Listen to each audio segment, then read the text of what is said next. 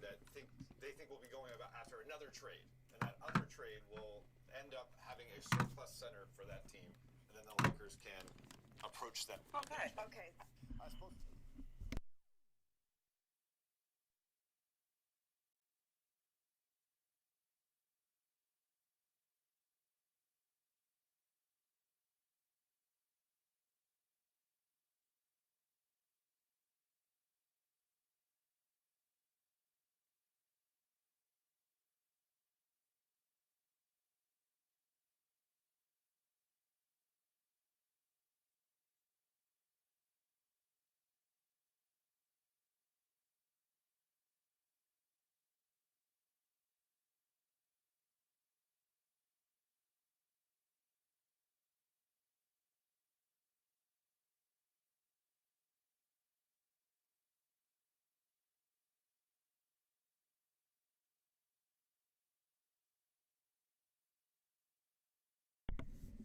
Oh, I'm back now.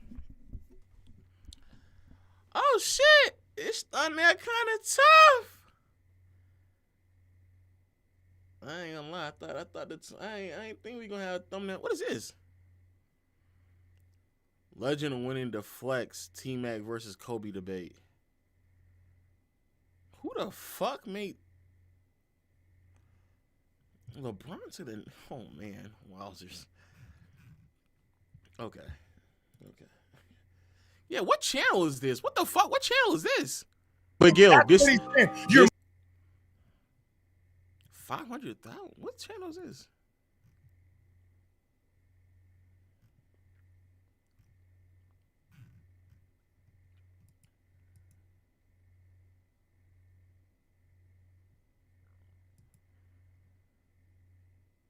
Nah, Gil. A nigga definitely bought this channel. No.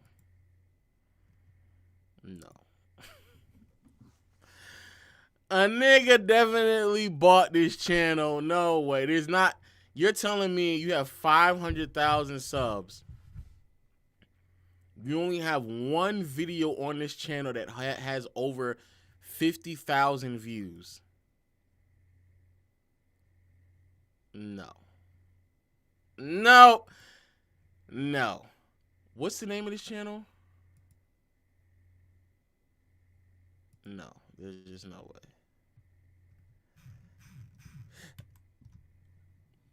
Who's running this channel? What the fuck?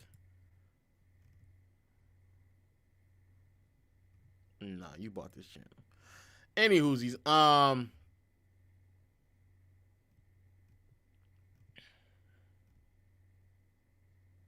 and the channel existed 2016. There's no way you have a 500,000 sub channel with only 3 million views. There's just no fucking way.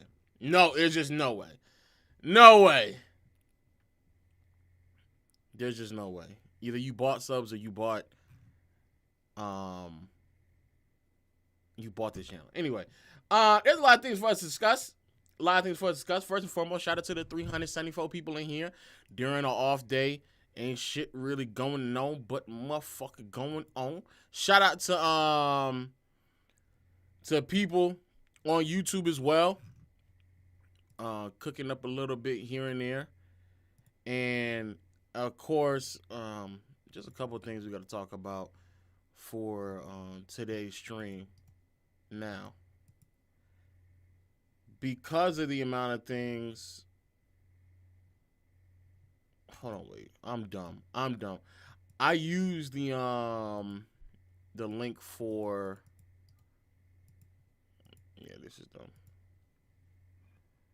Get this nigga the fuck up my ear, nigga. Get this nigga the fuck up my ear.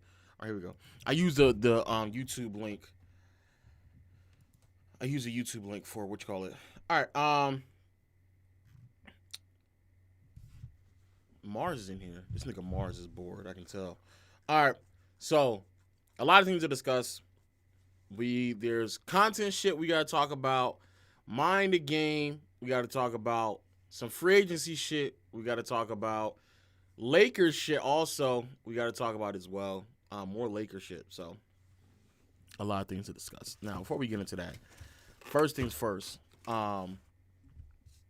Biggest news of the day. I talked about it in my video over on Low Post. We're going to talk about it again. And, of course, it is the news. Hold on. Let me get my shit situated. All right. So, biggest news of the day, as we all know, of course, is what's going on out in Milwaukee. The Milwaukee Bucks have decided to part ways with Damian Lillard, waive his contract. He was owed over $100 million over the next 2 years.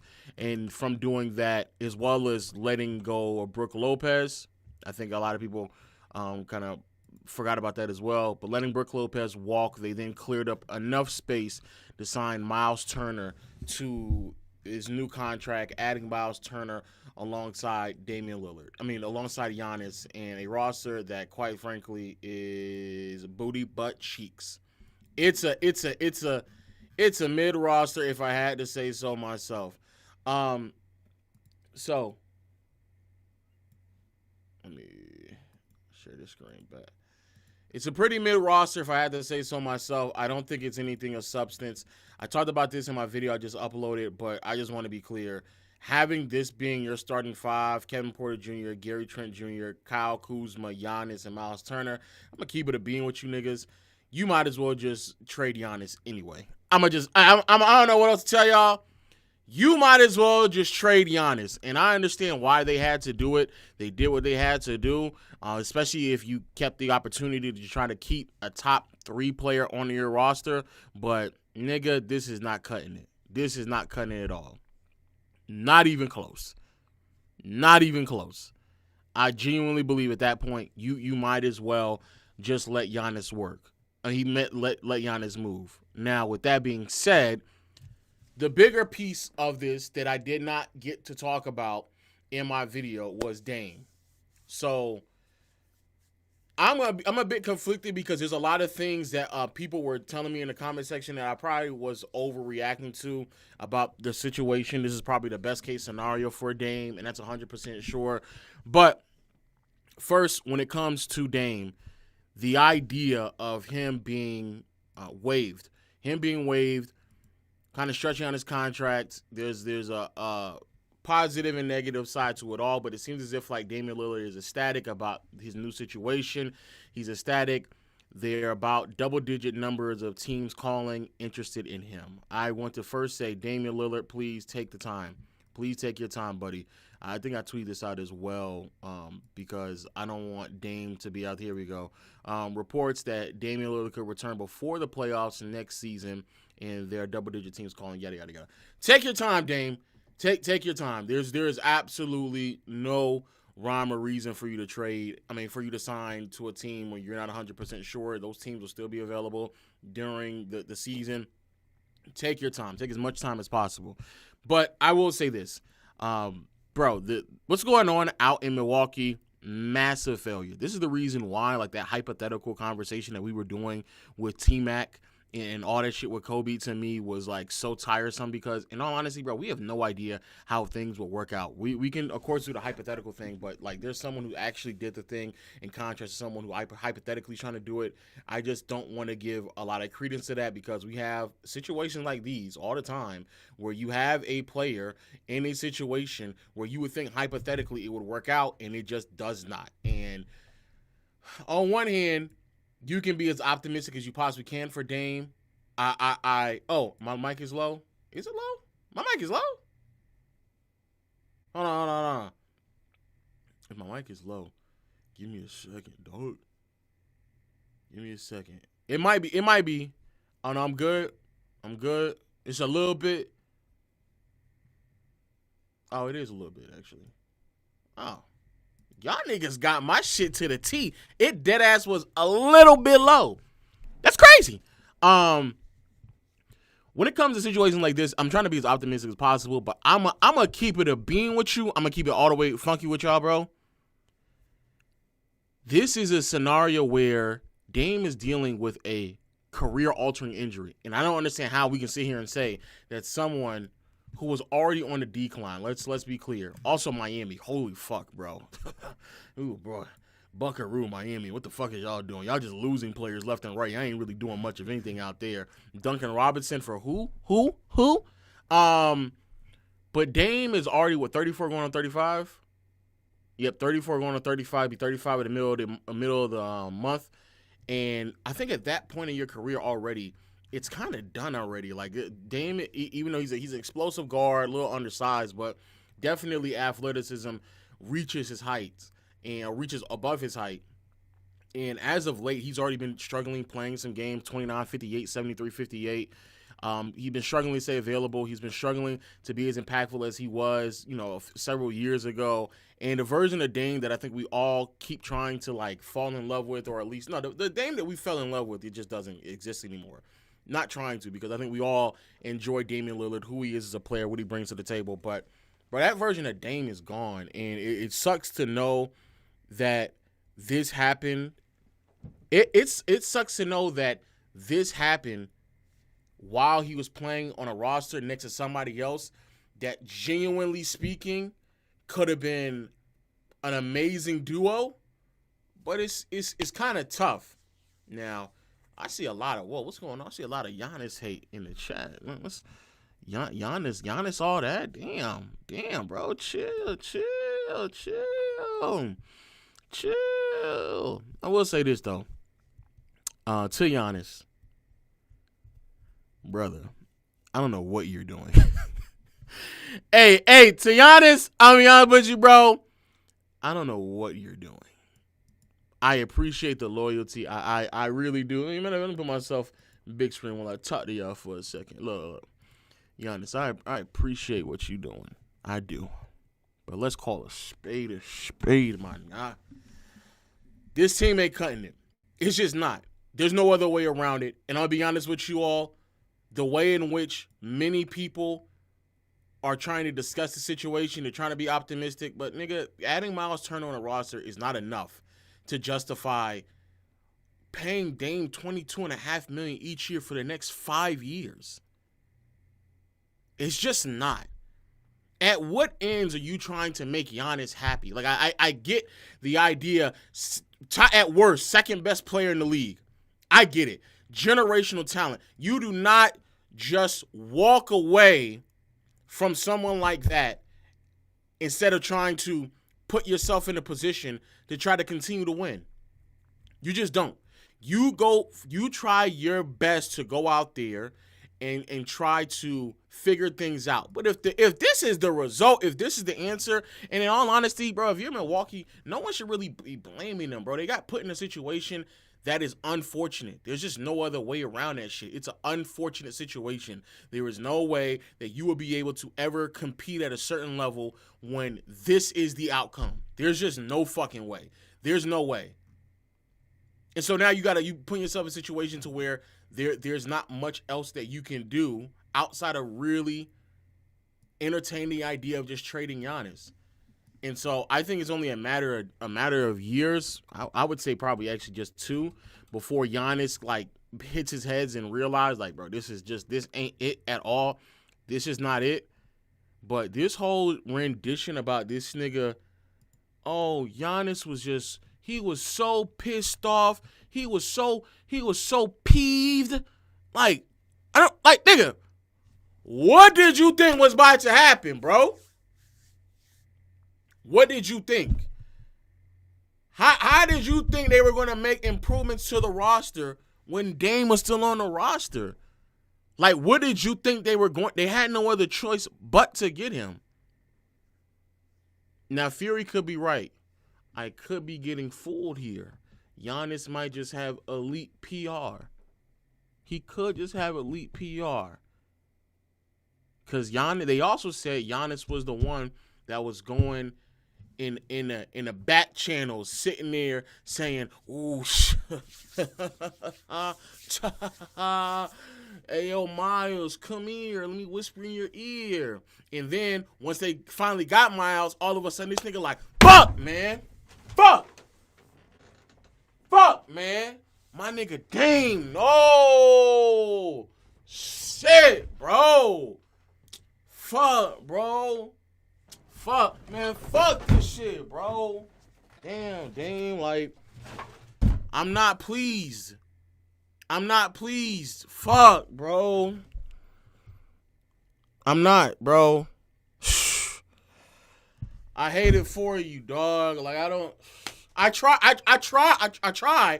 tried saving your job the same way I tried to save Jason Kidd's job and Budenholzer's job, but fuck it, man. Fuck, man. This is a tough one. Fuck. Oh, wait, Travis Scott apology video?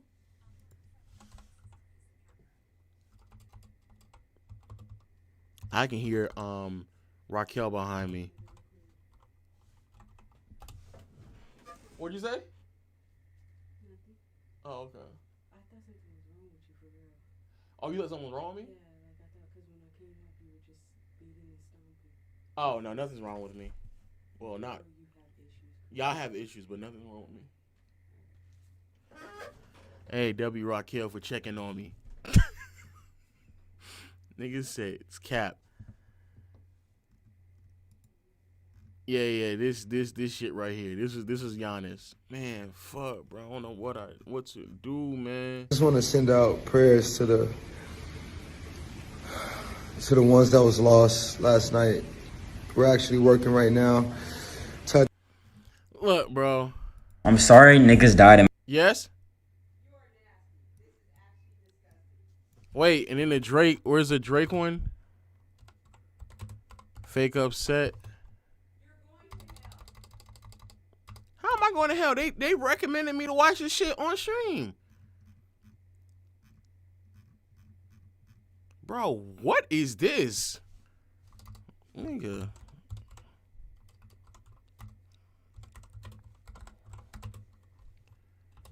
Oh, let me see. Drake League. Nah, this nigga Drake. I ain't gonna lie, this shit is worse. I ain't gonna lie, watching this shit back is worse. Oh my God.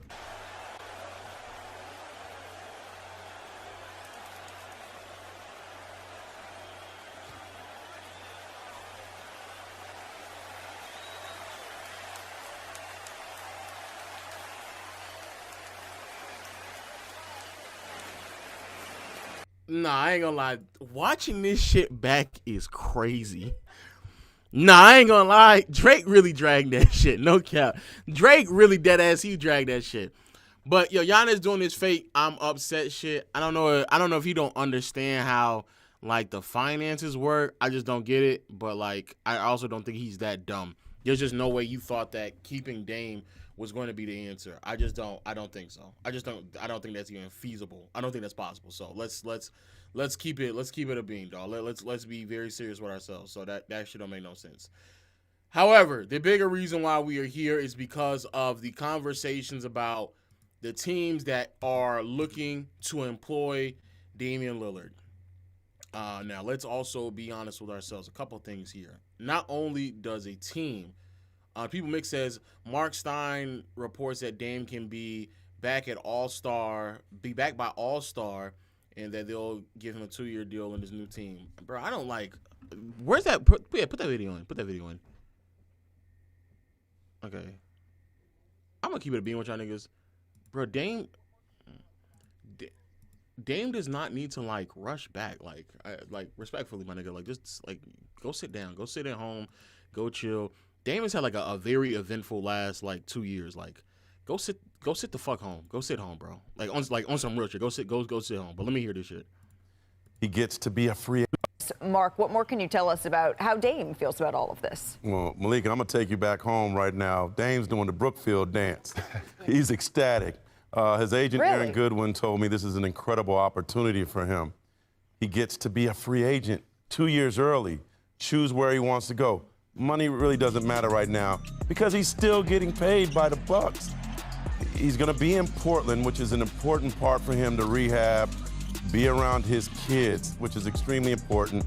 Wherever he goes next, that team must know that he plans to rehab in Portland so he could be close to his family, but he'll be around.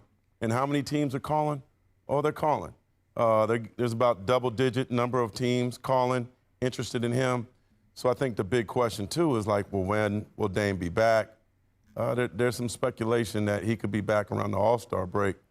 So if he signs with a team, it's probably going to be, it may well be a 2-year deal, which gives him a very economical deal for that team, but also allows him to do a 2-year kind of tryout, see how it is, see if this is a place he could be long-term. So this. Okay, first thing, I saw the fucking Nick Richards conversation. Fucking off myself. This nigga Rob Pelinka. But before we get into that, okay, so there's already news, like where exactly is Dame going to go? So after watching that, yes, it is very important to remember a handful of things when it comes to Damian Lillard moving forward on the team that he wants to be. A, they have to know that he's going to rehab in Portland, which, like the People Mix just said, more than likely means it's going to be a Western Conference team. So that's A. B, no way! Triple J just did what? Memphis Grizzlies star Triple J just sustained a turf toe injury while playing off-site at a team facility and will require surgical procedure. Oh, my word. Oh, my word. What is the rehab time on turf toe? Turf toe. Recovery time. Oh, never mind. I was I thought this nigga had like a broken ligament or something. All right, so it's like a few weeks at most. At most. Well, if he needs, okay, yeah, to be fair, it's definitely not mild turf toe. It's definitely more on the moderate to severe because he needs surgery. It says may need. No, I guess if he needs surgery, he could be out for 3 months, 3 to 6 months. It's actually, I don't know. That's actually,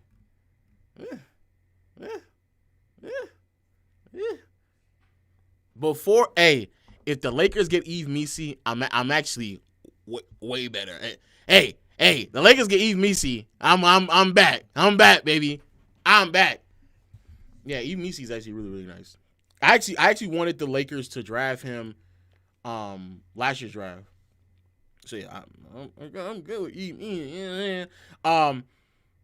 Damn, that's tough for him. However, going back to Dame because I'm fucking rambling and beating around the bush. All right, so when it comes to Dame, a couple of things we got to realize when we're looking at all 30 teams. A, I highly doubt that the Eastern Conference team will be on the table outside of potentially Miami, in large part because he is out in Portland. He wants the rehab. I think he should probably just sit down and spend some time with his kids. I'm gonna keep it a bean with you, but right now we're at a point where I just don't think a Eastern Conference team is really on the table for what's going to happen with Dame in his career moving forward, his next career path. So keep that in mind. Second thing that I do not believe is going to be a positive spin for any other team out there. Obviously, if you're a team with a starting point guard, you're not interested, so let's keep that in mind.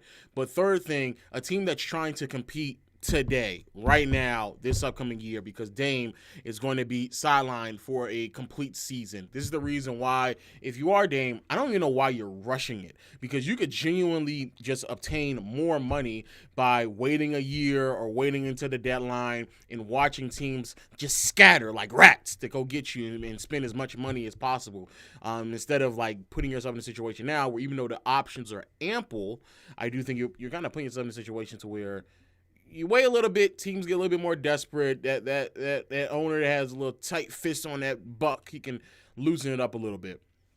So that's the other thing that I don't know why. But in my opinion, unless it is Miami, there's just not another team that makes any sense out east. Even if Dame is healthy, D-Mitch and Dame know.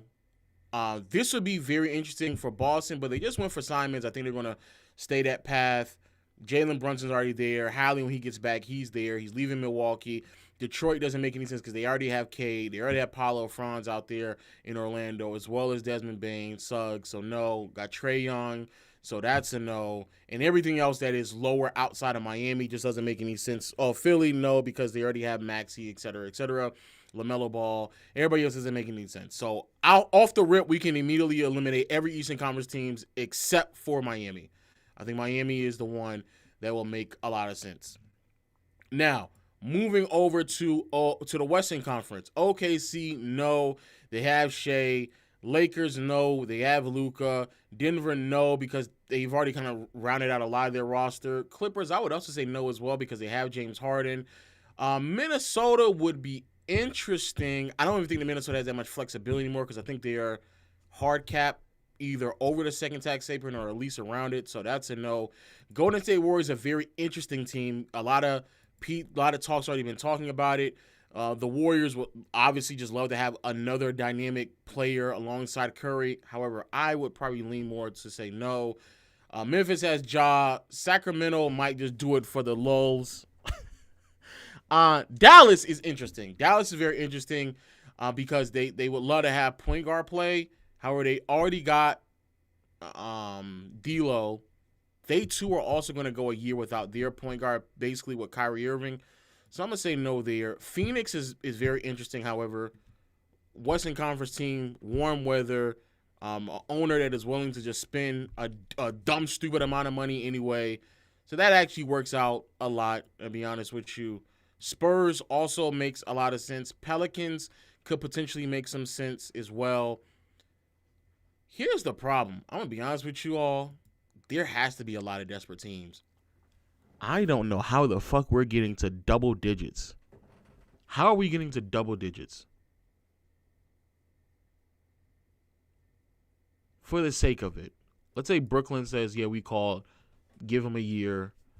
Next year we'll have everything situated. Make some trades to maximize Dame. That'd be fucking stupid, though. That's dumb. Matter of fact, I'm taking that off.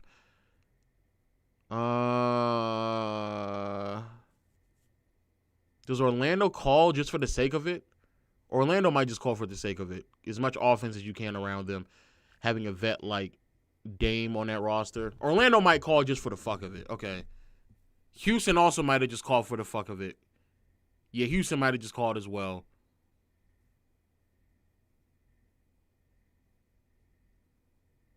Clippers might have just called for the fuck of it also.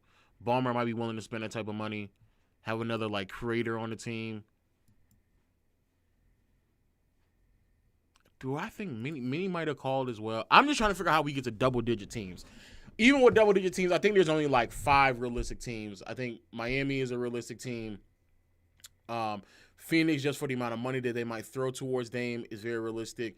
Golden State, I think, is also probably realistic, especially because of the reports.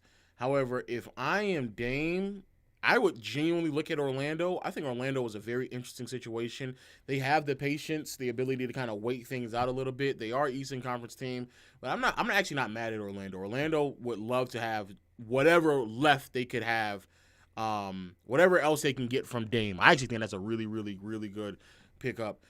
There you go with the underdog reporting. The Warriors have already reached out as well.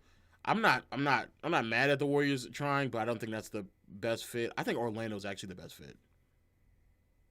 What y'all thought, Chad? I think Orlando deadass is the best fit. I think Orlando's the best fit. Whoa, what is? OKC vet isn't that bad either. Your mom hates you and you haven't succeeded at anything. Jesus Christ, Kevin Durant. What the? Jesus.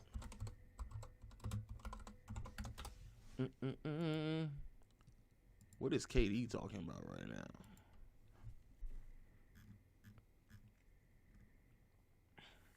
now? Here's KD turning into a goldfish when Jason Tatum checks him. Is it? You already got passed up by Kawhi and Tatum. Siakam not far off. Oh, man, niggas is trolling. Niggas trying to compare Siakam, a rage baiter. Hope this pays this month. Hope this pays the rent this month. Fan, this nigga's just responding to this nigga? What the fuck? Nigga, what is KD doing?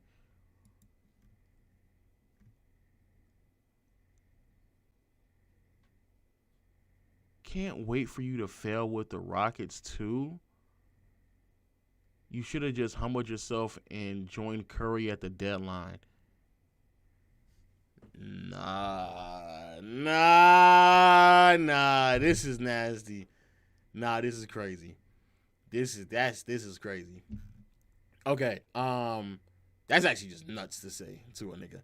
All right. Shout out to the 1400 over on YouTube. Shout out to the 1400 on YouTube. The 650 here on playback. That's kind of nuts. All right. Long story short, going back to the Dame situation, I actually think Orlando's probably the best situation for Dame. That makes a lot of sense. I saw a couple people throw out Minnie out there as well, Minnesota.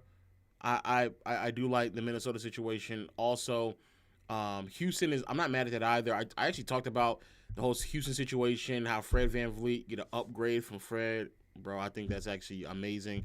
But a team that makes probably the most, and Fred might also make a lot of sense because if you are the Rockets, you just signed him to a 2-year extension. You could probably get something in return for that.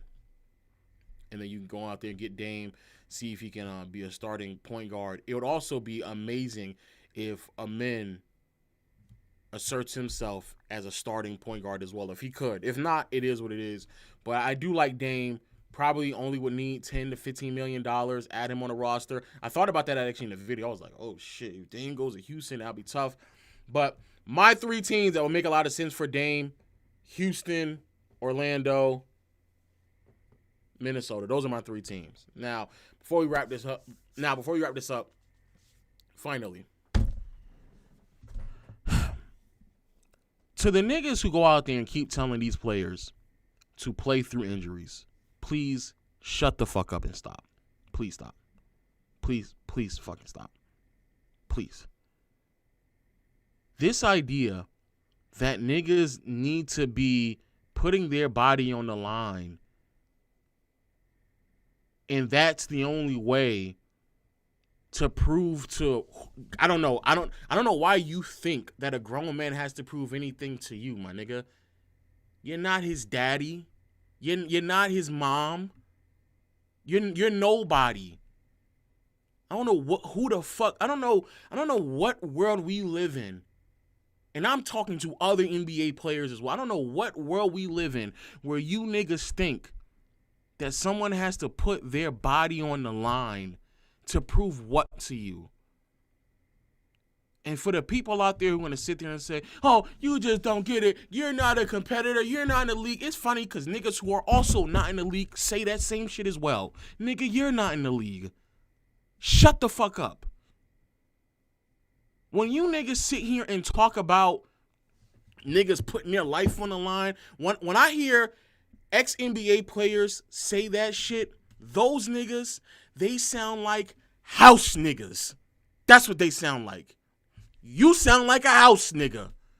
I'm going to put my body on the line for who, my nigga? A owner that's about to fucking shit me off? That will trade me in a whim's notice? That will lowball me regardless of what I might give to that organization? And as soon as my body then fails because I gave my all, they're ready to move on as if like I'm nothing more but property? No one is saying that people cannot go out there and dedicate their life, their time, all their energy to the sport that they love. And I don't know why people don't think that's already happening anyway. But this idea that you have calf injuries, a calf strain, and you don't think that could immediately translate to you tearing your Achilles and then sitting there and having this back and forth game. You got Kendrick Perkins and Stephen A. Smith on one hand saying, I can't believe Darius Garland. You need to go suck it up.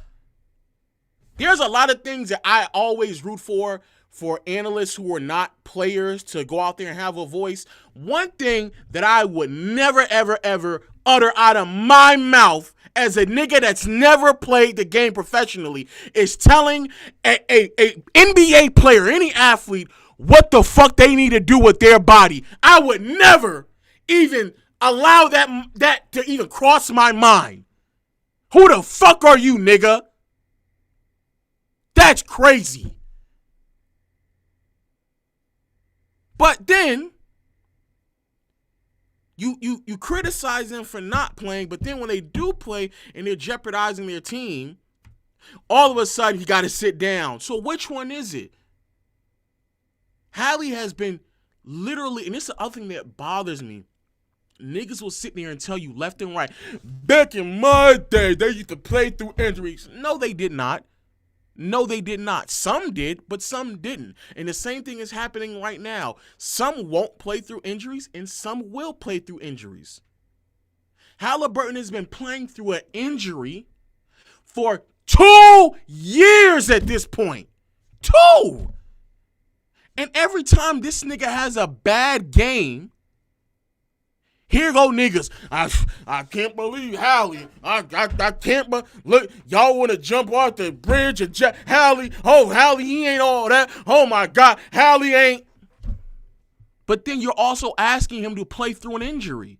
You knew this nigga been dealing with hamstring problems since last season. Why the fuck do you still criticize what this nigga's producing when you know he is hampered? He's not 100%. You niggas sound dumb. You sound dumb as fuck. And then a nigga go put his body on the line, tear his Achilles, just for the Pacers to be like, fuck, I guess next year's a mulligan, so we're not going to spend no money and let Miles Turner walk for nothing. You want him to be a house nigga, don't you? Go play for good old Massa. Go put your body on the line for Massa so that Massa don't have to spend no money. Because Massa ain't putting his pocket on the line, nigga. Massa ain't putting that money on the line, nigga. But you put your body on the line. Fine. Do it then. Do it. Fuck it. Do it. Nigga, y'all have lost y'all mind. Y'all have lost y'all mind. Watching niggas drop left and right now all of a sudden. And shout out to Dame. He got the best case scenario for where he's at right now. So shout out to Dame. But as you can see, even if they owe you over $100 million, just like that, they'll get you the fuck out of here. Just like that. They'll find a way. Just like that. You put your body on the line, at the bare minimum what they can do is just retain talent. But no. Just like that. They'll let Miles Turner walk for nothing. Just like that. Just like that. But then you got niggas talking about go out there, put your body on the line for Massa. Go put on for Massa. Y'all niggas make me sick. Every time. And what's crazy is when this shit happens, mum's the word. Mums. Y'all have nothing to say about all here we are in another offseason, and y'all have nothing to say about any of these owners and general managers not spending any money. The Pacers are again about to avoid going into the luxury tax. Again. Are you serious?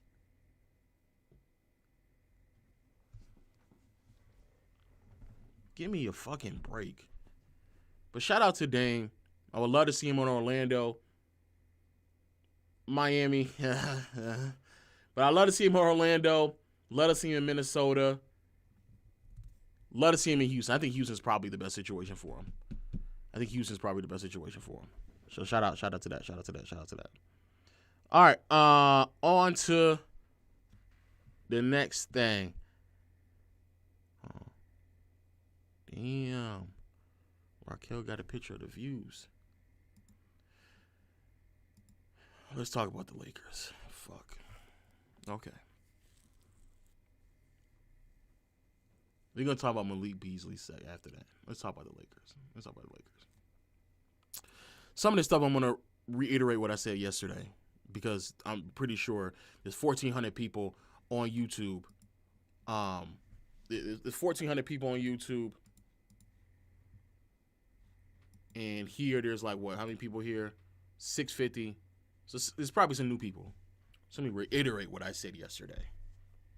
So Yesterday, what we found out, well, probably one of the biggest things that we found out is that LeBron and the Lakers are not on the same page with one another. Wowzers. Who would have thunk this? You dumbass LeBron haters, y'all niggas swore up and down that LeBron knew all along that they were trading Anthony Davis. However, everything right now is pointing to the fact that there's just no fucking way he knew that they were going to trade AD. There's like literally none. There's just absolutely no way. He had no idea that he was going to trade AD. There's none. LeBron will look to finish his career with another team if he feels he can't compete for a championship with the Lakers. Wowzers.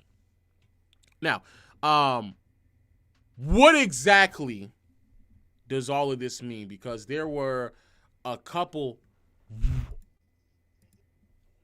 Whoa. A 4 to 5 month recovery for Triple J? No way. No. They did not announce a timeline. However, typically a turf toe injury, like we just saw Darius Garland have turf toe surgery, is typically a 4 to 5 month recovery window. 4 to 5 month recovery window. They did not announce a timeline. However, typically a turf toe injury, like we just saw Darius Garland have turf toe surgery, is typically a 4 to 5 month recovery window. Fuck.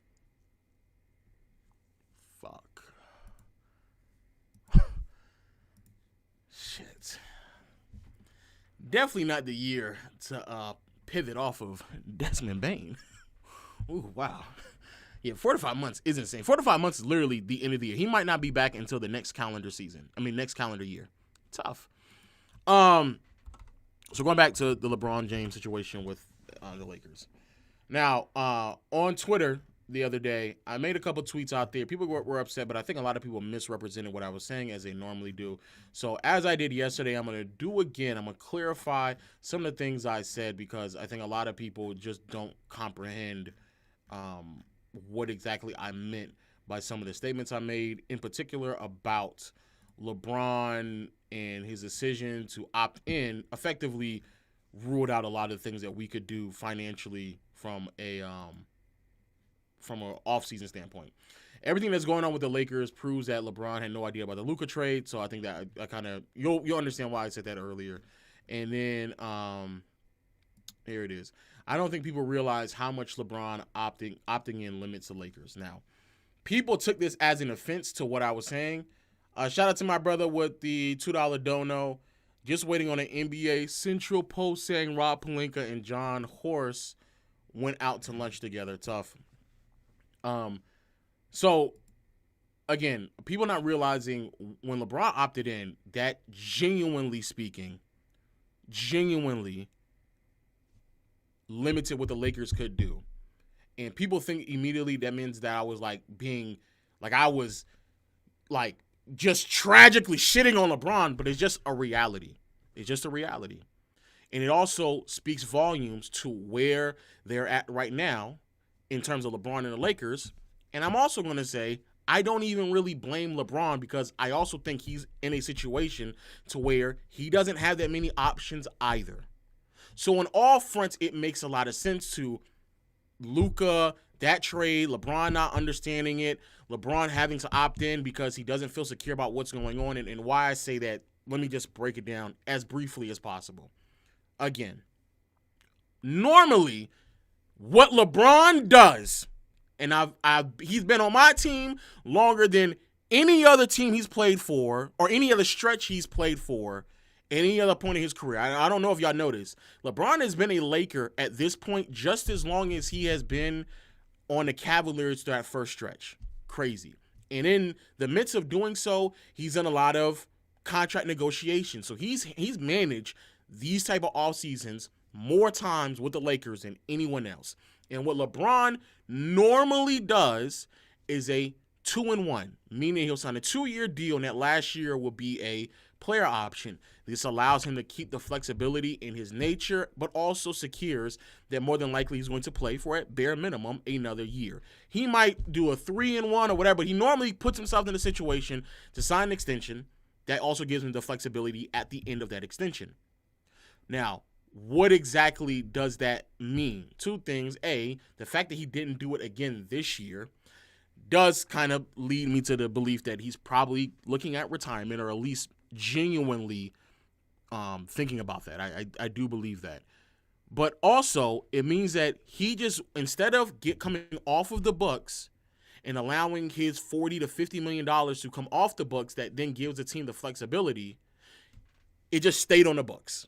Because that's what LeBron normally do. He would come off the books, opt out, renegotiate, give the team the cap flexibility. The team then signs whoever else they need to sign with that cap space.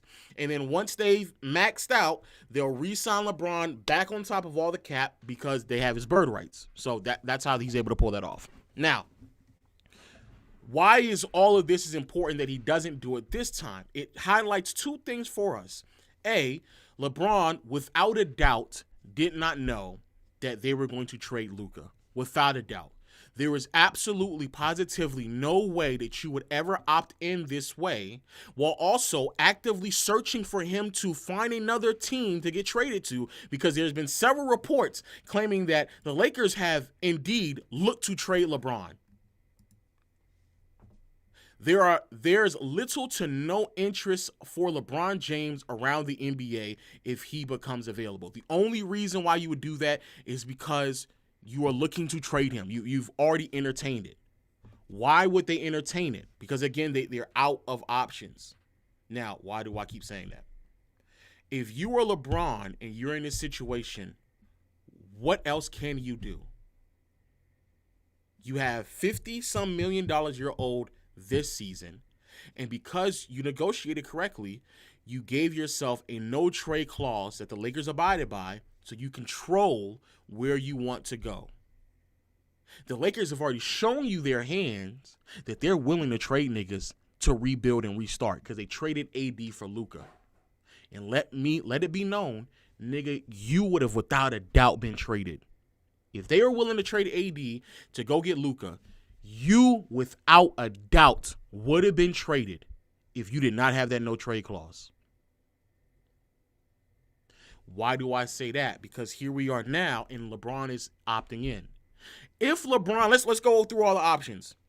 If LeBron were to try to do the opt-out situation and then renegotiate and opt back in for a 2-1, then he's going to get less money. Because if you're the Lakers, well, why would I pay you $50-some million? I know for a fact there's nobody in the NBA that is willing to give you $50+ million, because there's no one in the NBA that was prepared to sign you for just $50 million. Now, some of you might say, well, they of course there are teams out there that would sign LeBron to a 2-year, $100 million deal to give him $50 million. Okay, fine. Find them. Go. If I'm the Lakers, I'm telling LeBron, go find them for me, because I'm going to keep it a being with you right now.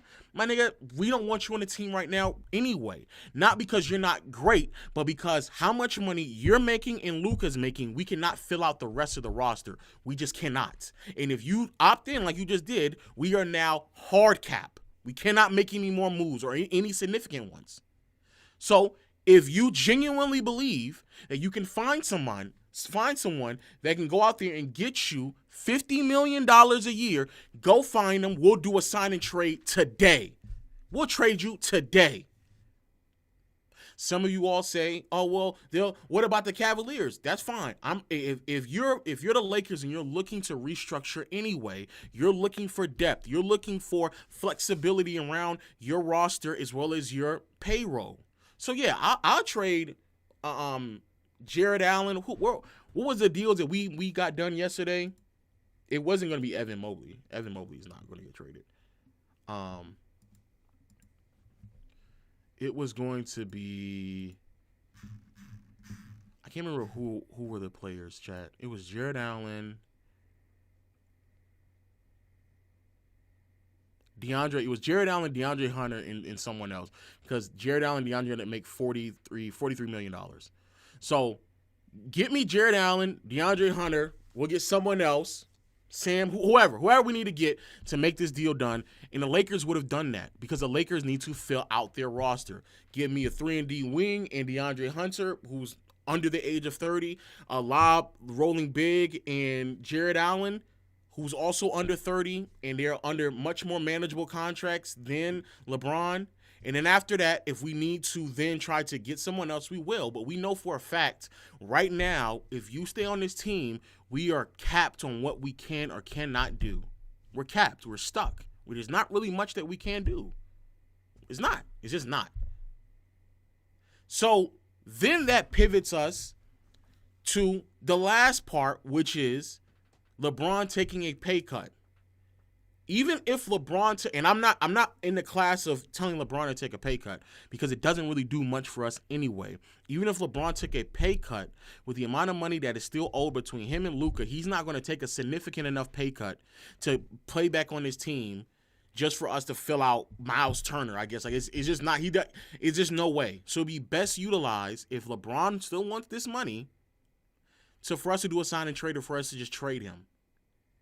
LeBron knows this. So instead of him looking for a pay cut or renegotiating a new deal to where he would lose leverage because he would no longer make $50 million this year, he just opted back in and also, and more importantly, kept his no trade clause. Because if he opted out, the Lakers easily could have said, we're only going to pay you $40 million and we're not going to give you a no trade clause. And so if that is the case, then like at that point, what is LeBron supposed to do? Genuinely speaking, what is LeBron supposed to do? What is he supposed to do? So that's why LeBron opted in. And it further points to the fact that if LeBron genuinely knew that they were going to trade Luka, then he would have been better equipped for where we are right now.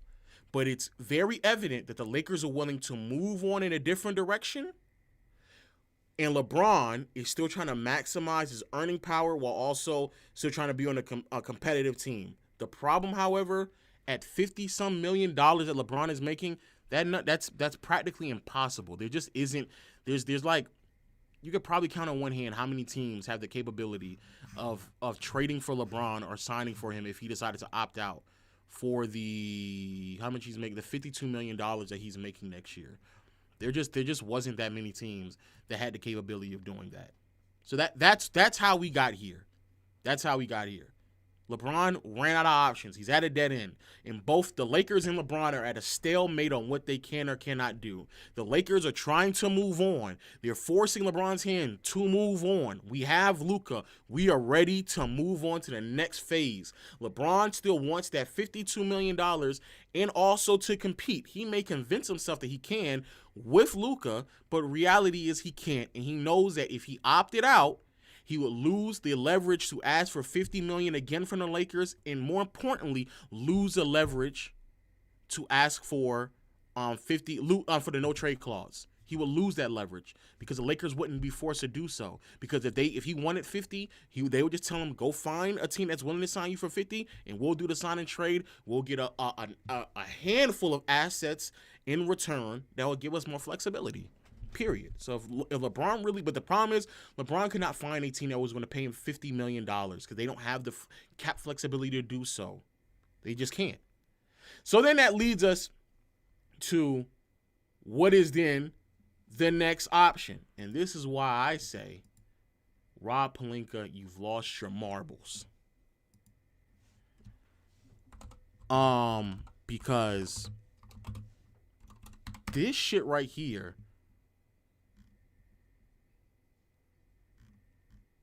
this right here. Now, Dave McMenamin, highly credible source. Highly credible. So I'm going to take this as it's very much so real. The Lakers are looking to save cap for not the 2026, but the 2027 free agency period to potentially sign a max level player. Though DFS was a popular locker room figure and helped the Lakers to a 14-6 record in the 20 games he started in the regular season, LA exercised discipline in its negotiation to preserve cap space for 2027 when the team expects to have cap space to sign a max salary free agent. Now, I'm going to explain to y'all a couple of reasons why this is fucking dumb. First, let's look to see who are the free agents. 2027 free agents. Who are the 2027 free agents? Let's see. Oh. 39-year-old Steph Curry. Oh, wow. 34-year-old Anthony Davis. Oh, wow.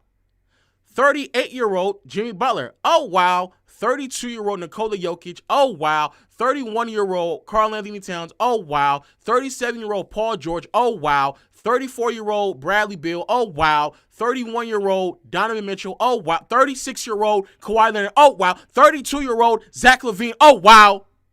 Trae Young. Oh, wow. 38-year-old James Harden. Oh, wow. 30-year-old Brandon Ingram. Oh, wow. Kyrie Irving at 35. Rudy Gobert at 35.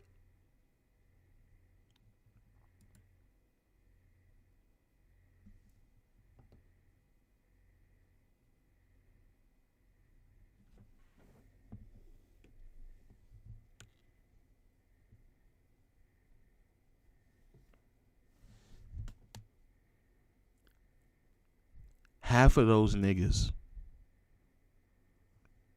will not be looking for another contract, at least not a serious one. Most of those niggas will be looking to recoup their 401k.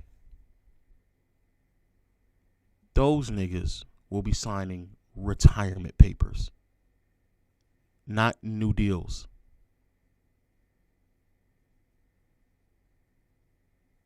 Most of those niggas will be looking for contracts, maximizing their earnings because they tricked off a bunch of money throughout their career. So they're looking for that one more sucker.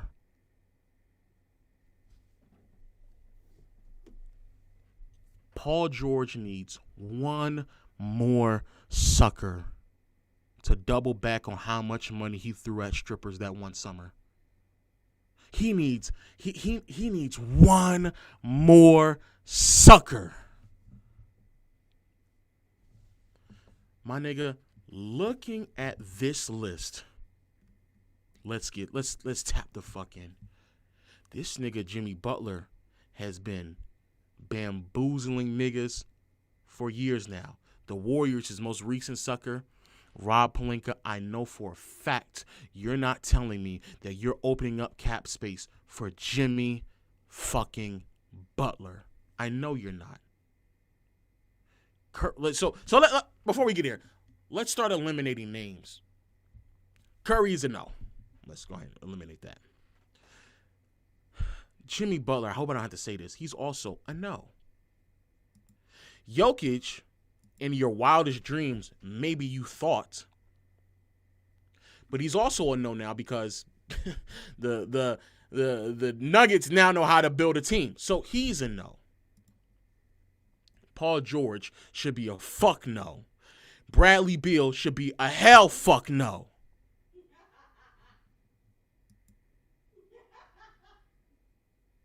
Kawhi Leonard, don't even pick up the phone. I swear to God, in 2 more years, if I hear Kawhi Leonard rumors say this nigga's going to the Lakers,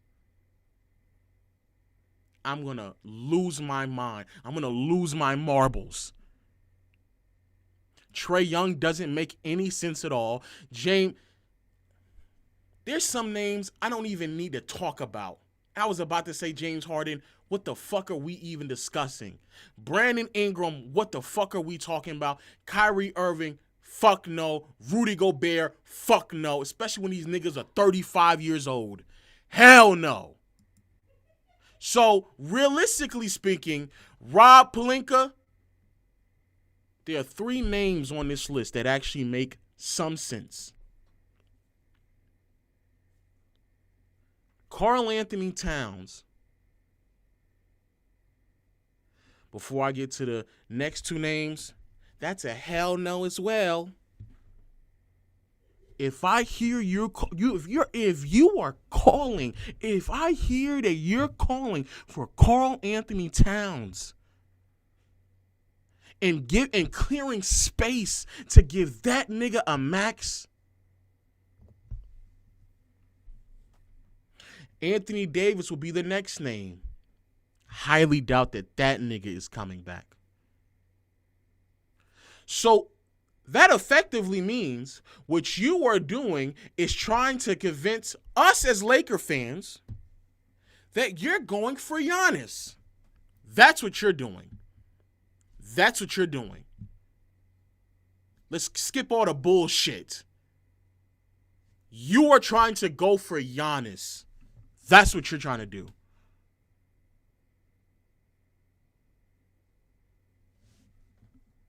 Be fucking for real.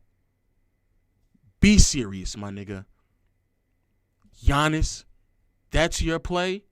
And in between now and then, you're telling me you're unwilling to sign anybody to anything? You can't just hand out a 2-year deal? A 3-year deal? You don't think any of this shit is flexible? You can just trade niggas for expiring contracts when the year come to go after Giannis. Allowing someone to walk because they want a 3rd or 4th year, when that last year you can just trade that nigga to go get a flexible contract. You can just move off of the contracts. Niggas do it all the time. The Celtics just did it with Porzingis. They just did it. They did it with Drew Holiday. Nigga, you can do that all the time. But here's a second reason why. Here's a second reason why this is dumb. Nigga, this is not 1984. This isn't 1996. This isn't 2009. This isn't 2020. This is a new CBA.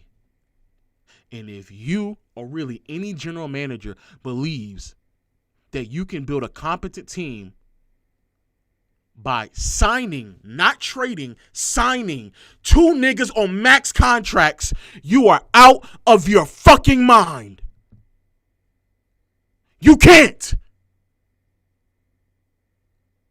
There's no way that you would ever be able to in this CBA to build out and flush out a complete roster when 2 niggas are making up 80% of the cap.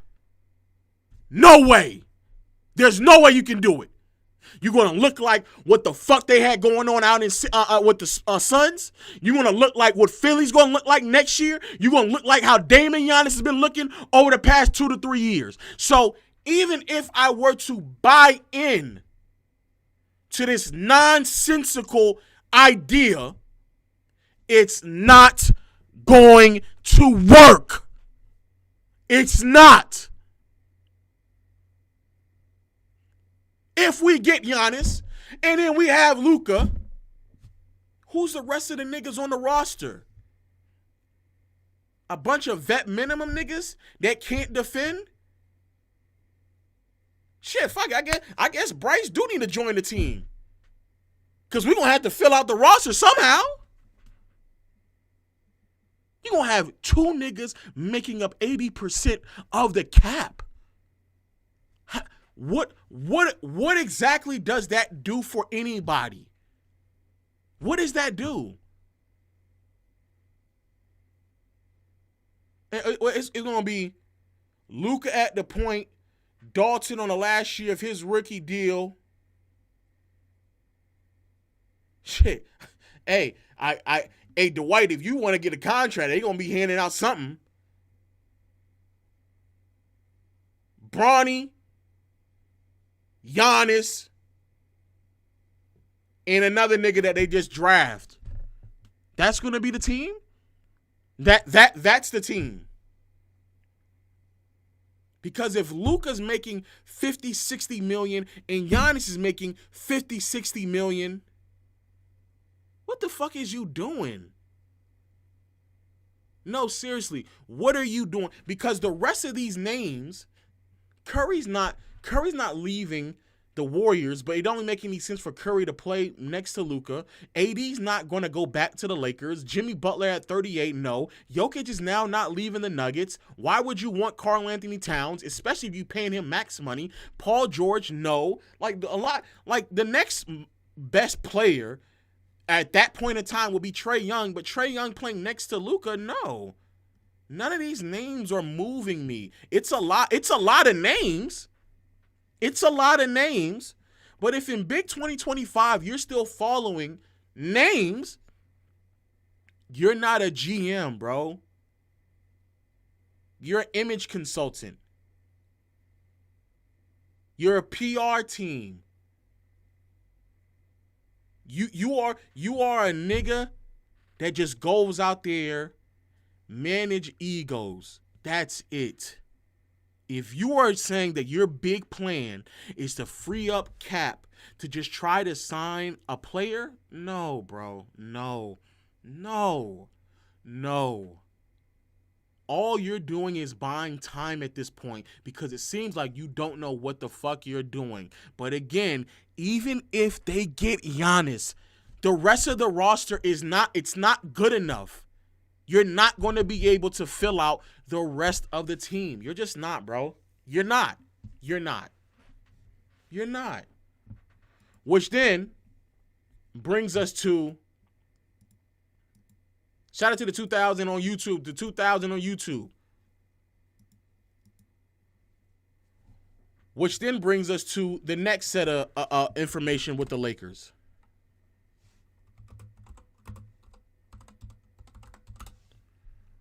When I saw this news, this is when I knew it's done. Al Horford is a serious option for the Lakers, in addition to DeAndre Ayton, as the Lakers navigate ways to fill out the front court voids. Nigga, the remains of Al Horford being on my team in 2025. And you see how I led with Al Horford, because that nigga might actually be better than DeAndre Ayton. Think about that shit. The best player in that sentence was a nigga that's 58. Think about that. And that's who we're talking about right now. Now, Dave McMenamin. And I'll be honest with you, I don't know if like Dave McMenamin is getting his dick sucked by someone in the front office, because this nigga has been teasing us for the last, like, listen to how this nigga is talking to, like, listen to this shit. I want y'all to listen to how this nigga is talking. He's not even saying shit. He just, I don't know, like, what he's doing. I don't think that's going to happen with Horford. I'll say this. I spoke to someone with knowledge of the Lakers thinking going into day 2 of free agency. Yeah. And it's not just trying to address the center position through a free agent signing. They have a couple avenues that they are, I guess, monitoring or even engaging in trade-wise to address the position. To address the 5. The 5. Are you at liberty to say who they're targeting? I can't, because I don't have certainty on who it is. I know one of the scenarios involves another team also dealing with the team that has the center, and the Lakers feel like when and if that trade goes through, there will be a surplus center on the roster, and the Lakers will be able to negotiate for that. Okay, so on that, I don't.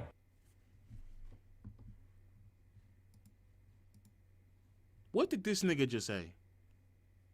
What did he say? This nigga said a bunch of nothing. He just said nothing. I heard that they're not really trying to go for Horford, and I'm not at liberty to tell you what else they're trying to do, but what I heard is that they're trying to sign someone while also potentially trade for someone, and maybe there's going to be, now I can't say any names at all. I can't say any names, but I can just sit here and bullshit and filibuster my way to tell you that the Lakers are trying to get a center. My nigga, I could have told you that. I could have Thank you for letting us know that they're trying to trade someone to get a center. Holy fuck. If you're not saying a name, my nigga, what's the point of your sources? If you don't feel confident enough to say a name, shut the fuck up, my nigga. Please. Please. What does that do for us? The fuck? That's a whole bunch of maybe, woulda, coulda, shouldas, might be, I don't knows, and I can't put, fuck, my nigga. Damn, I need to have your job. I can go do that. That was a full minute of nothing. Nothing. Now,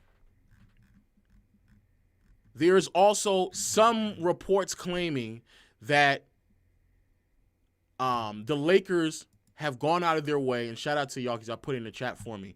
The Lakers have gone out of their way to inquire about some bigs out there because the belief that Dave McMenamin eventually did follow up on is that there is this idea that there is a team that's, and even this right here sounds crazy. There is an idea that there is a team that is going to continue to add depth at the 5 position, which then would free up which would then create a surplus of centers, which then would free up someone else, and then that's how they can make the trade. And so Yves Missi, Robert Williams, Nick Richards have all been brought up into this conversation. There we go. Nick Richards from the Suns. And I kind of feel like the Suns are already at that point because the Suns just draft a center, and then also they traded for Mark Williams. Yeah. So the Suns should already be at a surplus. I'm not mad at Nick Richards to kick the tire on him. I actually like Yves Missi a lot. I'm not mad at Robert Williams, but I don't like him as a starter. There's a lot of guys that they're throwing around will be amazing players to try. But none of them are solid enough right now for me to feel confident that I can trust them to be a starting center in this association for 82 games. None of them.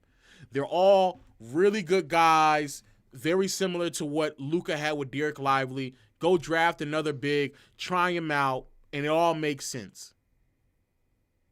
But you would still need your starting 5 player that you feel comfortable with starting. And I like Yves Missi. I really do like Yves Missi. But I don't know. This is what happens when you draft Dalton Connect and have no center. To be fair, at the time we had Anthony Davis, so I think they like Yves Missi next to AD doesn't make any sense. Yves Missi on this team doesn't make sense though, to be fair. But at the end of the day, I'm not holding my breath for the Lakers to do much of anything. Everything that they're talking about is just supporting cast members that we're kicking the tire on, and hopefully we have a higher return on them than who they are at this moment in their careers. That's it. And a part of me knows that's really all that they can do. Another part of me also believes that, damn, if MPJ can get traded and all they have to do is throw a draft pick to go get Cam Johnson, I feel like we could have done something like that. I'm going to be honest with you. I heard some news about Rui for John Collins. I actually might like that just because of the vertical threat that is John Collins. I hear a lot of people keep saying, trade Reeves, trade Reeves, trade Reeves. From my understanding, that's also on the table as well. But at some point, Rob has to do something. You got to do something. And if the reason why you're not doing anything of significance is to prepare yourself for the 2027 offseason, when half of the players that will be available that are stars will be over the age of 30, they'll be 34 or older, and a good handful of them don't even fit a roster that would feature Luka, brother, be serious. Be very serious. Be very serious, bro. Be very serious. Be very serious. Someone saying update on Ayton. Ayton is probably the closest to a starting center that the Lakers have discussed. He's the closest thing to a starting center. He's the closest thing. So let that seep in. DeAndre Ayton is the best player that has been made available or in Lakers talks. He does clear his waiver soon, yes. He does clear his waiver soon. But boy, oh boy, I don't know. Yeah, he's very low effort. Very, very low effort. Very low effort. Okay. So there's a Laker rant. No knock on LeBron. I understand why he did it. He clears it tomorrow. No knock on LeBron. I understand why he did it. He had no other choice but to do it because he basically ran out of leverage. And the Lakers need to do something.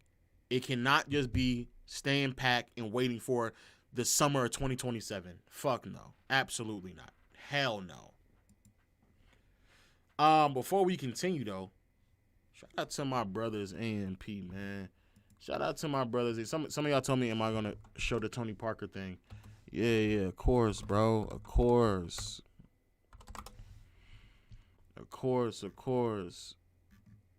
Wait, it's his fingerprint. It's fingerprint. It's his fingerprint. Whoa! I never seen this. Oh my fucking gosh. Put the light on the right top. Yep. Oh my gosh. Tony, you have no idea how much aura these West jerseys have, bro. So much. This was the best though. 2013 or this one? Hello, is this the one? Yo. Which one of these? Never mind, I don't know. Yeah, you don't know, nigga. You don't know. Shout out to AMP. Shout out to AMP. For those who don't know, they're doing like a streamathon situation where they're going to be in Tony Parker's house for the entire month of July. God damn, these niggas yelling.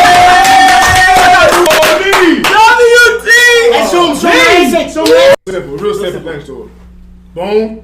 You know what's so funny, bro? Tony Parker looks like the exact same size as Duke. Like, that's crazy, bro. This nigga is like only a few inches taller than Agent. Crazy. But yeah. So AMP, they're out. I think this is somewhere. I think this is obviously somewhere in Texas. They're somewhere in Texas, and Tony's showing off his mansion. They're renting it for a month because I don't think he lives here anymore, or at least he doesn't live there frequently. This is all a part of this nigga's mansion. As a sidebar, this is his mansion. What are you talking? First challenge. This is crazy. This is tough.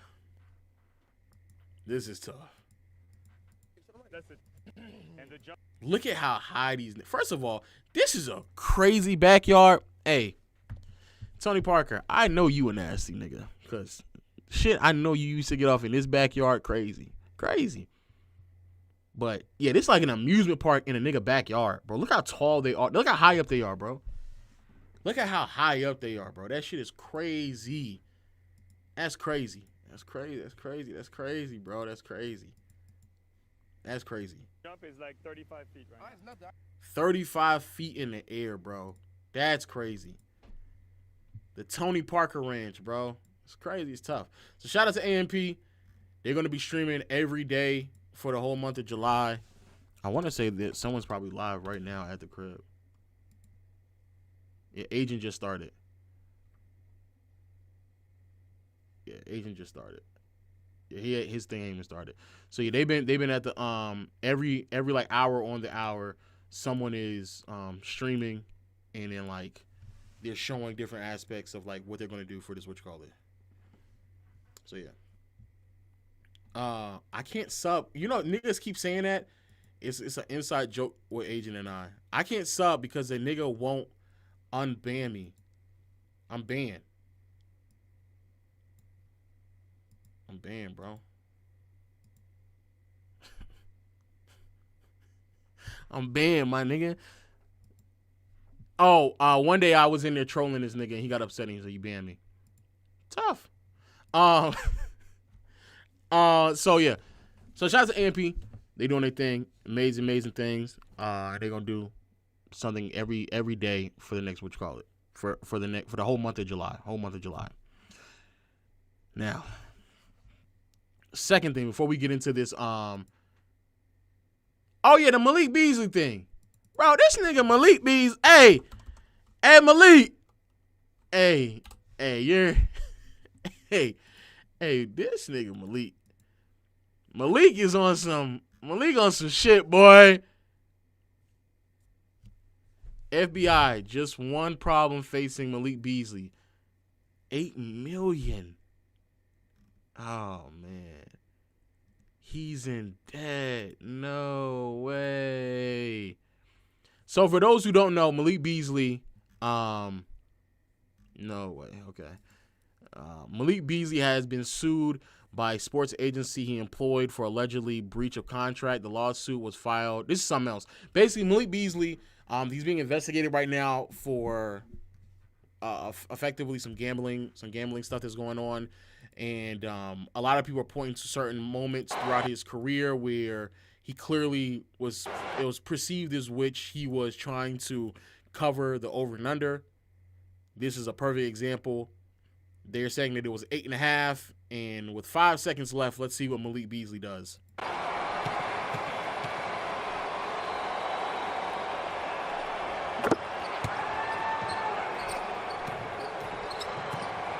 Beasley's going to get it off. One last shot. How about Beasley? 21 points. 21 points. So at first I thought he had did that because it was like a career high. No.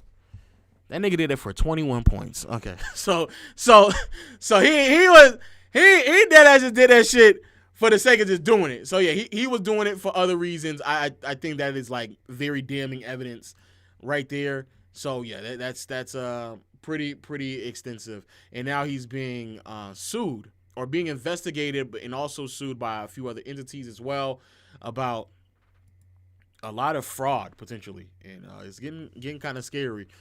Shout out to the chat. Ex-Piston player Malik Beasley money problems ran so deep he pledged his current and future NBA contracts as collateral in one deal and stiffed his dentist.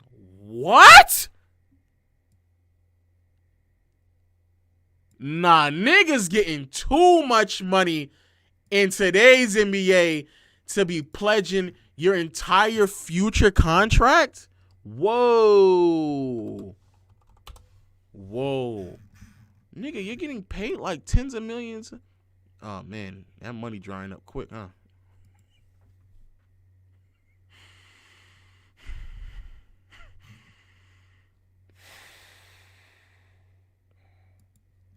Okay. Brother, you've made almost $60 million start your NBA career, and you are only 28 years old. Shout out to my Atlanta scammer. You know what I'm saying? The scammer himself. Y'all niggas know I can't read. So I'm going to just breeze through some of this shit. Malik Beasley thrived on the basketball court last season for the Detroit Pistons. Okay, we get into the juicy shit, though. The court record and details about a year-long history of financial problems are emerging as FBI agents conduct an investigation involving Beasley that is focused on wire fraud, gambling, and prop bets. Oh, my God. Hell no, this is serious. No way this is serious. Oh, man. Beasley, who signed an NBA contract worth more than $59 million during his career, has not been charged with wrongdoing, but the Pistons have pulled back on a 3-year, $42 million deal. Damn. Oh, man. That's tough. This nigga's about to miss out on 42 M's. Oh, man. Oh, man. That's tough. Nah, that's tough. Hold on. They're saying he getting sued by his agent, 2.25, sued by a lender, 5.8, sued by his barber, 27,000, sued by a dentist, 30. Oh, man, there's a lot we about to get into. All right. Last year, he signed a 1-year, $6 million contract with the Detroit Pistons and played a crucial role for them. Don't care. Okay, we need to get to the juicy stuff. I'm his lawyer. I don't get involved with his finances. He added, you hope to get around him the best business people and planners, management people. Sometimes they do and sometimes they don't. Beasley was sued in April by Hassan, Sports Management Group, Inc., a boutique New York-based agency. The firm accused Beasley of failure to repay $650,000 in cash. Why you gotta pay that shit in cash? What the fuck? That was given to him as an advance against future marketing revenues from his name, image, and likeness, according to a federal complaint obtained by the news. Okay, so that's a lot of money. Hassan wants at least $2.25 million for alleged breach of contract. So there's a $2.2 million. Okay. Beasley was served a copy of the lawsuit at the Ritz-Carlton. Niggas going to the Ritz-Carlton and it's... Oh, my God. You're sick, nigga. All right, you're sick. All right, the lawsuit was filed in federal court in New York more than 3 years after a company that specialized in loaning money to professional athletes won a mere $5.8 million judgment against Beasley in Maryland court record shows. Why is there such thing as a company that specializes in loaning money to professional athletes? What in the fuck are we doing, bro? What are we doing? How does that even exist? The company... Oh, they got to put the company name in. I mean, let me see on their website if there's a nigga on here. Oh, you know what they probably do? They probably give loans to players who are in limbo between their rookie contract, like getting signed, and then,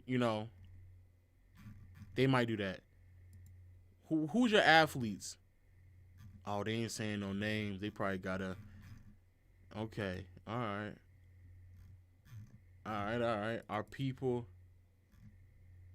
All right. Y'all got a Twitter page? I ain't gonna lie, this is like the most fraudulent shit I've ever seen in my life. Do y'all see this fucking homepage? This is the most... Oh my word. Oh, ain't no NBA players here. Fast, proven, reliable. Should I fill out something? No, let me stop. No, this is actually nasty. This is borderline predatorial. Let me see. South River Capital. Do they have a Twitter page? That's how you figure out. Whoever's following these niggas on Twitter, that's who you know they giving money out to.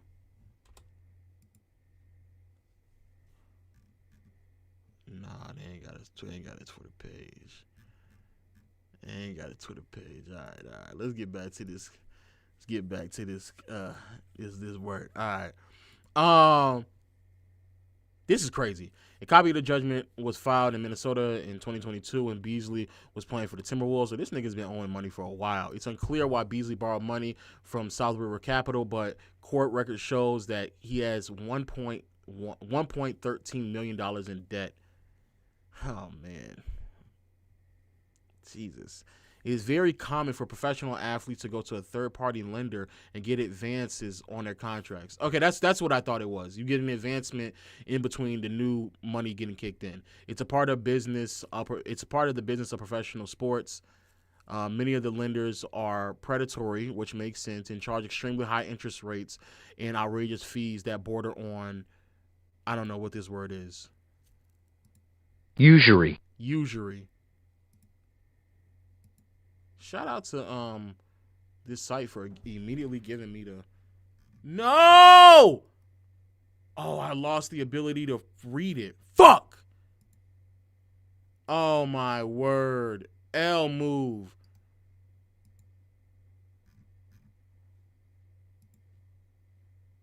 Incognito, nigga. We find a way. Hey, chat, we gonna find a way. We gonna find a way. Don't worry. I ain't paying no $1, nigga. Lost your mind. Almost a year ago in August, Beasley signed a deal with a Florida firm that provides bridge loans to professional athletes as collateral. Beasley pledged his current and future NBA contracts according to a company of a financing statement. So that means that he just owes a lot of money to people, because if you need money before you even sign the next one, that is crazy. Last month, Beasley was sued again by the Stotts for failing to pay $7,355 in rent. Wow. Damn. In January, a celebrity barber with a long roster of NBA stars won a $26,000 judgment against Beasley. Jesus Christ. The judgment marked a falling out from the spring 2024 when Beasley was featured on one of the barber's Instagram feed.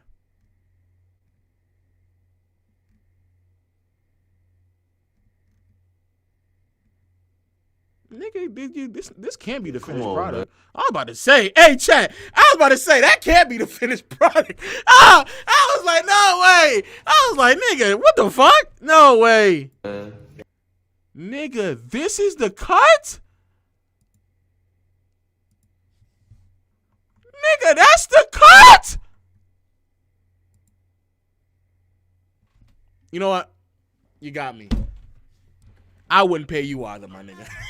hey, I wouldn't pay you either. I wouldn't pay you either. I would not pay you either. I would not pay you either. Nigga, give me some enhancements. Fill out my hairline. Why is this shit? Bro, no way. There's no way. No way. Playoff ready. Y'all niggas telling me I need to stick to ad blocker. Bro, I can't. It's incognito, nigga. God damn.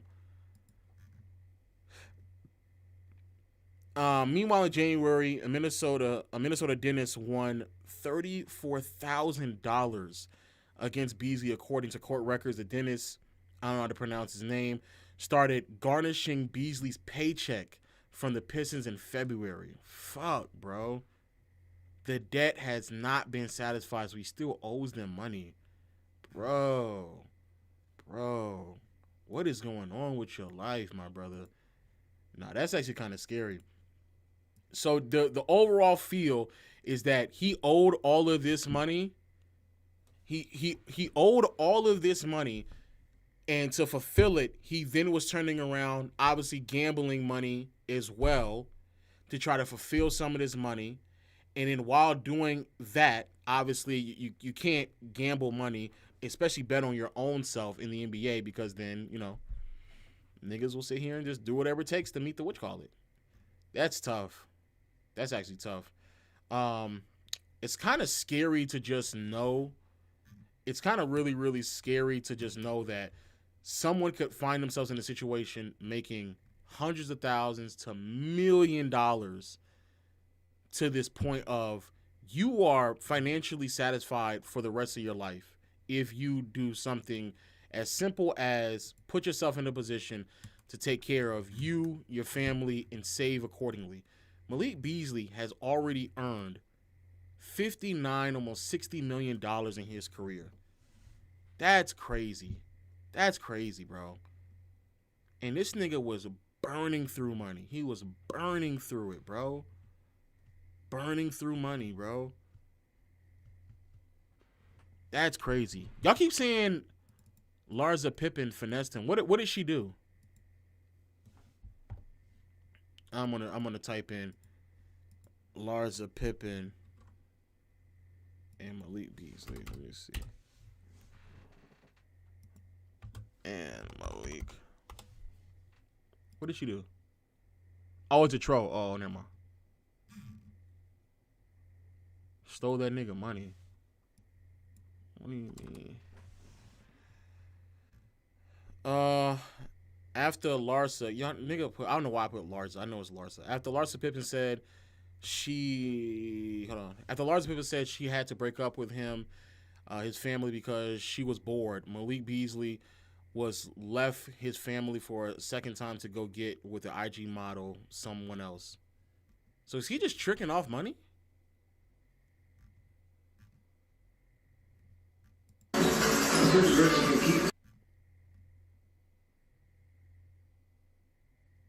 Larsa Pippen suggests COVID brain contributing to her flirting with Malik Beasley. What the fuck is that? What the fuck is COVID brain?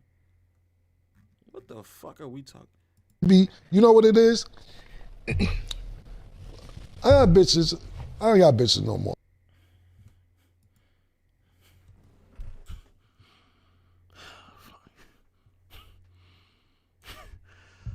Fuck. All right. Like that. But I'm talking about I had bitches. Bitch gotta be 62 right now.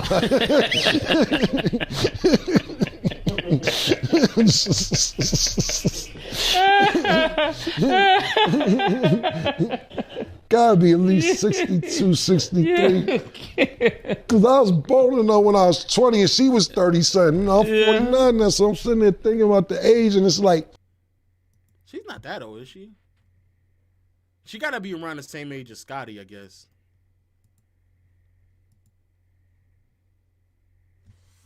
Damn, she's 50.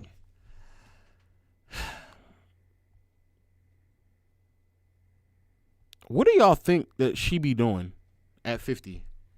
For niggas to be sitting here and like throwing their whole pocketbooks at her. What the fuck are we doing? Like, what are we doing, bro? You're throwing massive money doing backflips for a 50-year-old woman that has been associated with everyone from Malik Beasley to Michael Jordan's son? Nigga, what?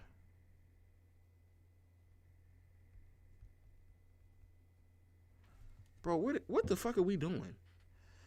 Any whoosies. Long story short, Malik Beasley might just be out the NBA. At the end of the day, the reason why we bringing all this up is because okay, Raquel, you know, Raquel is a funny individual. Raquel's real funny. She's funny.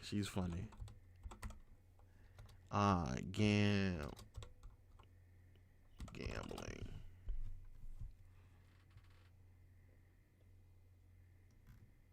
Okay.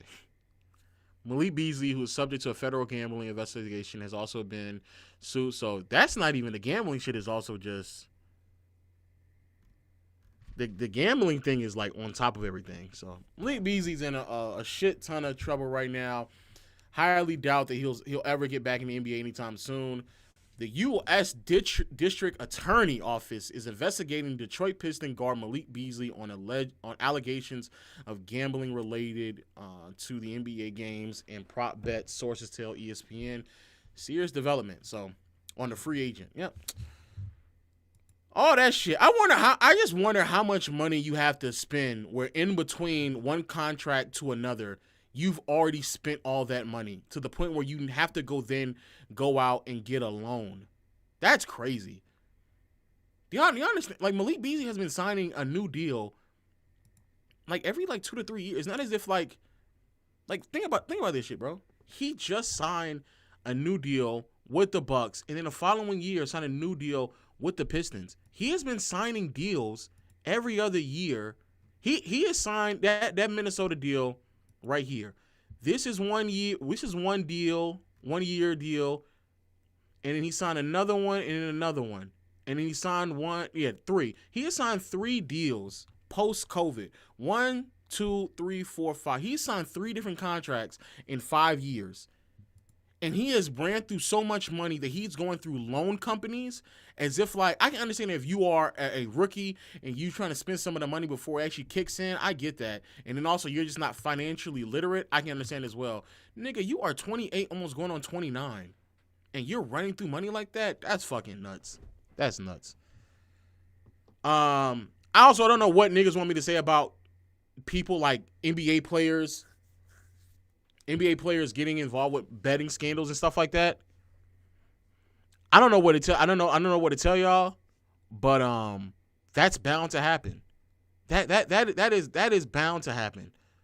So I don't know what to tell y'all, bro. A lot of these players' money is not promised. A lot of these players' money it'll fluctuate from year to year. I don't think that should apply to Malik Beasley. He signed deals where on a year-to-year basis he's making $10 million.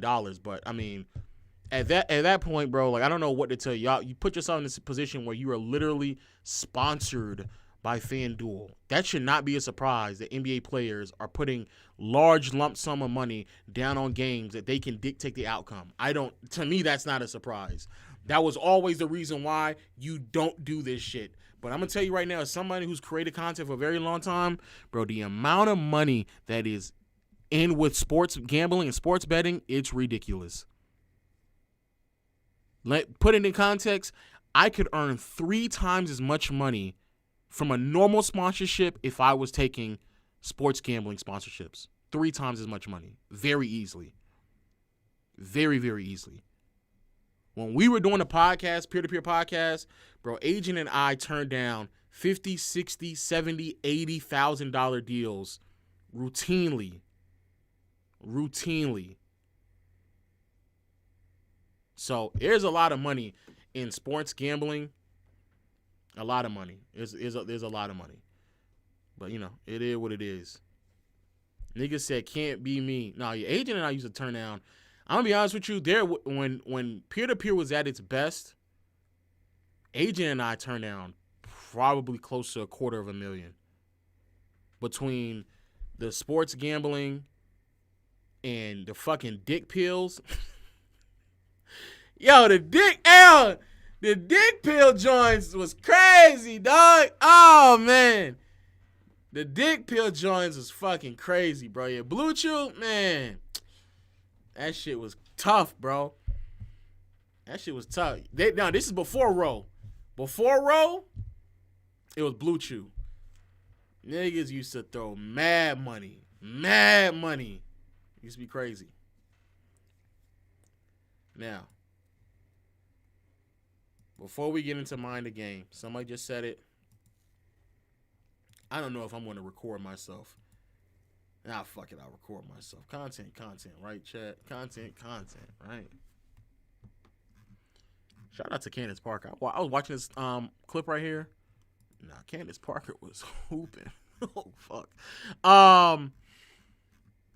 Let's get into this.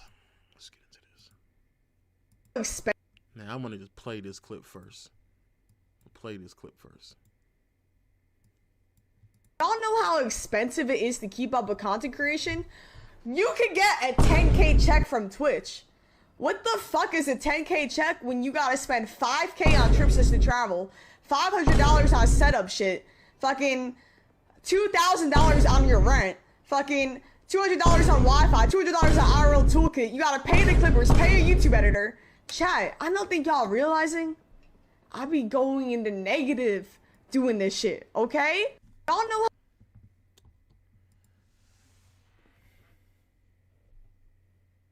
Before I say what I want to say, I'm then going to show you her YouTube page. Because I don't want nobody to sit here and say I'm just hating.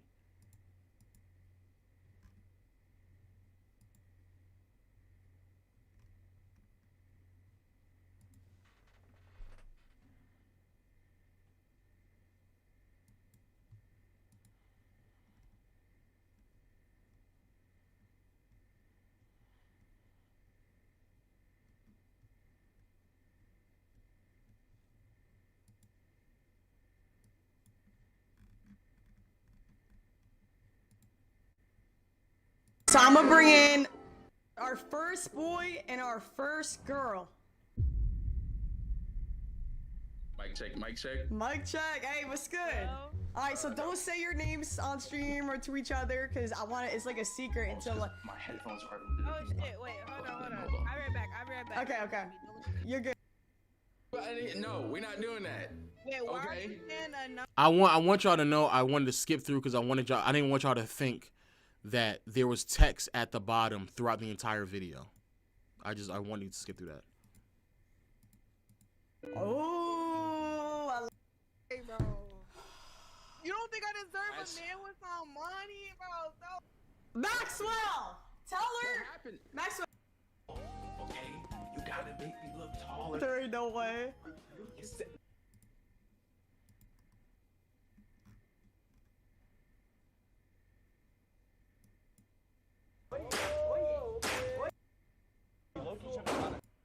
shot a gun like this before? That's just sick.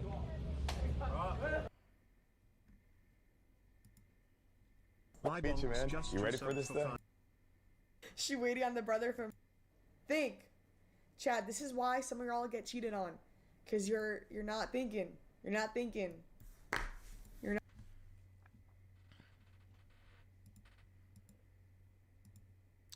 Now, if you are new to my content, if you are new to my content, let me introduce myself to you. What I'm about to do right now is not new. I've been doing what I'm about to do for years now. Niggas who know me back in the peer-to-peer days, what I'm about to say, I've been saying.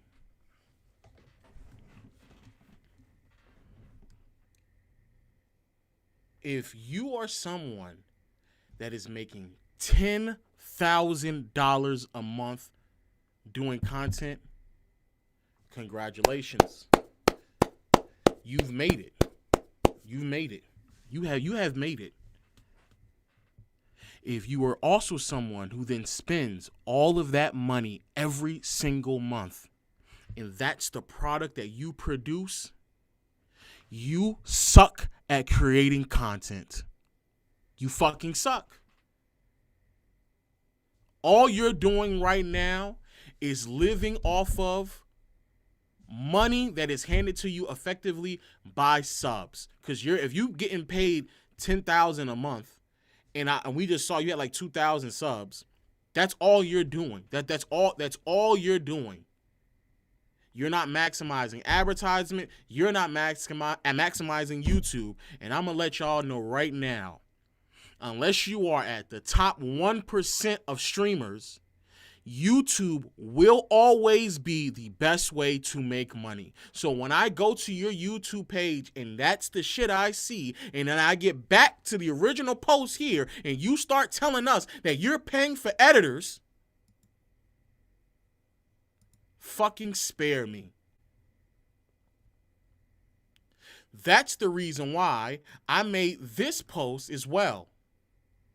If you just started content creation, stop paying for editors and learn how to edit. Respectfully, your videos aren't that good and the edits aren't that complicated to pay someone. There is nothing that most of these new Twitch streamers are doing that would ever justify paying somebody else to edit their content. There's not really much that you're fucking editing. You could easily save money by putting that in your pocket and moving on to something else. You're not doing shit. You're hitting the record button and then let it fly. I'm making clips live while I'm streaming. All you niggas is doing is just uploading VODs. At best, cutting out some of the dead space and having an intro. Nigga, that shit could get done in 4 hours by anyone. Anyone. You niggas not doing anything. You're not doing anything. You're not doing anything. 4 hours is long, but that's me giving you the credit of potentially having to do the learning curve, which then brings me to a bunch of other niggas in my comment section. I know Mars is trolling. A couple people agree with me. But for the people out there who disagree with me about, oh, like this nigga, the consistency, and you got to make sure you upload.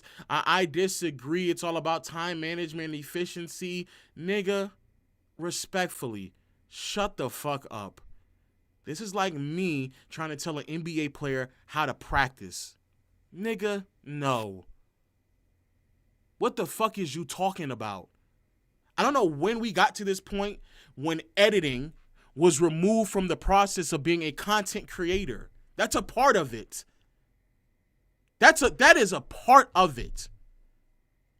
And again, it will be one thing if, I mean, damn, if a nigga if she was doing high level editing and some shit like that, some transitions, finding B-roll, all that, bro. If that's what you was doing, albeit fine, dandy, cool. But nigga, you're not doing that, nigga. You hitting the record button on OBS while you're streaming and letting the shit fly. The same shit I'm doing right now. That shit is not no high lift editing, nigga. Go learn how to fucking edit. And the reason why I'm this adamant about it, because on some real shit, this is some shit that changed my life. And when I hear people enter this space being entitled to some shit, respectfully, shut the fuck up. Shut up. You new niggas get put in front of some places. You go follow a bunch of other niggas who make millions of dollars a year trying to keep up with the Joneses, not even being original. And you think that's a content creation. Go sit your ass at home and create something. You don't have to spend $5,000 a month to go follow another nigga. Why are you playing follow the leader? Go create. But you're not a content creator. You're an influencer. That's what we need to understand. There's a difference from being a content creator and an influencer. You want to be an influencer. You don't want to create.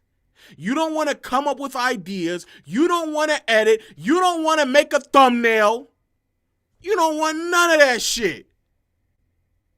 You just want the Instagram following, the Twitter following. You want the viewership. You just want to be an influencer. And there's nothing wrong with it. Influence a lot of times come with content creation. There is nothing that is wrong with that. Nothing. But stop calling yourself a content creator when you're not creating content. And a lot of y'all are seeing the finished product and thinking that's what you need to do. Kai is the finished product. DDG, finished product. Agent Duke, finished product. Plaque Boy Max, finished product. All them niggas was editing, creating thumbnails, coming up with ideas.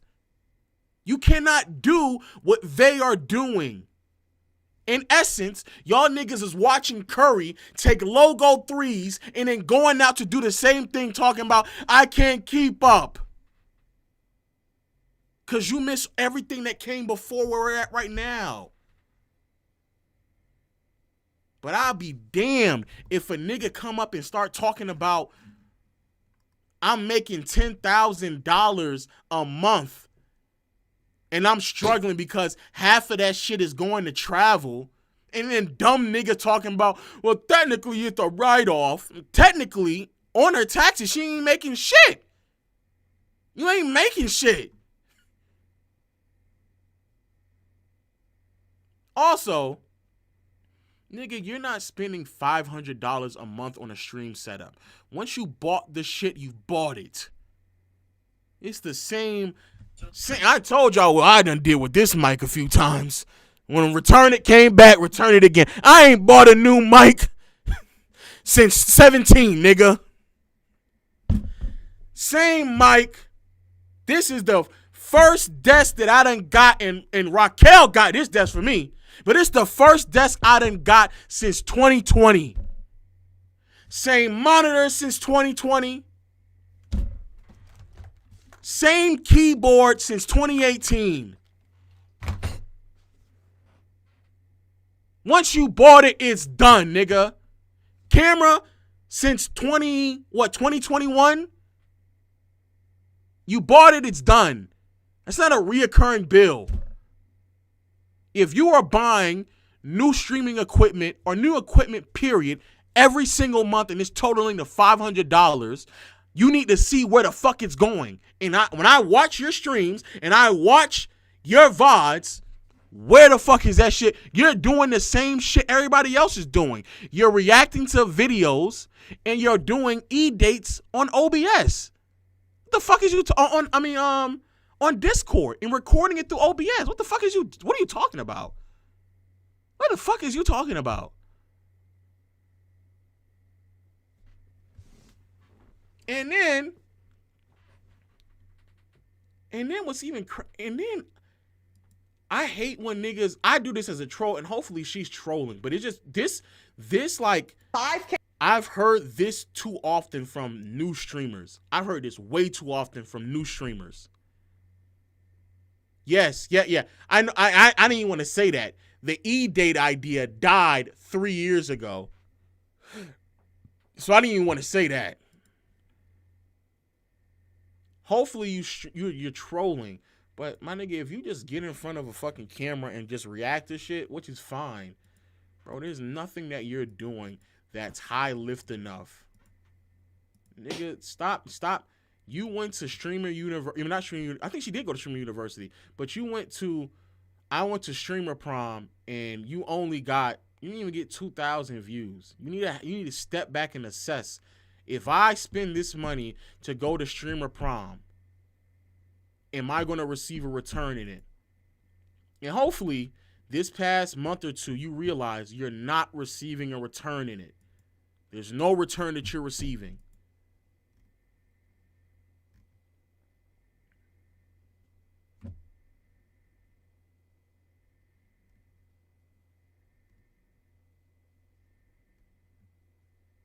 Bro, what the fuck is what are we doing? Look at these thumbs. Did she say she's paying a nigga for thumbs? She went to Streamer University too. Nigga, you just started. No fucking way. She's live right now?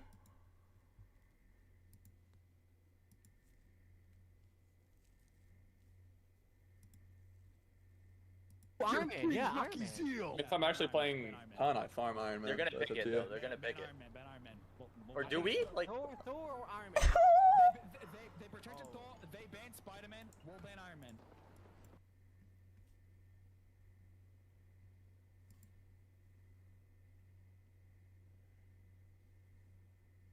Wait.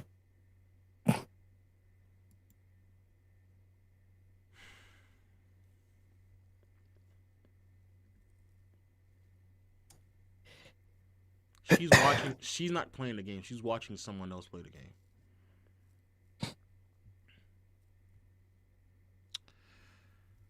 Like I said, Chad, I'm gonna hold my tongue.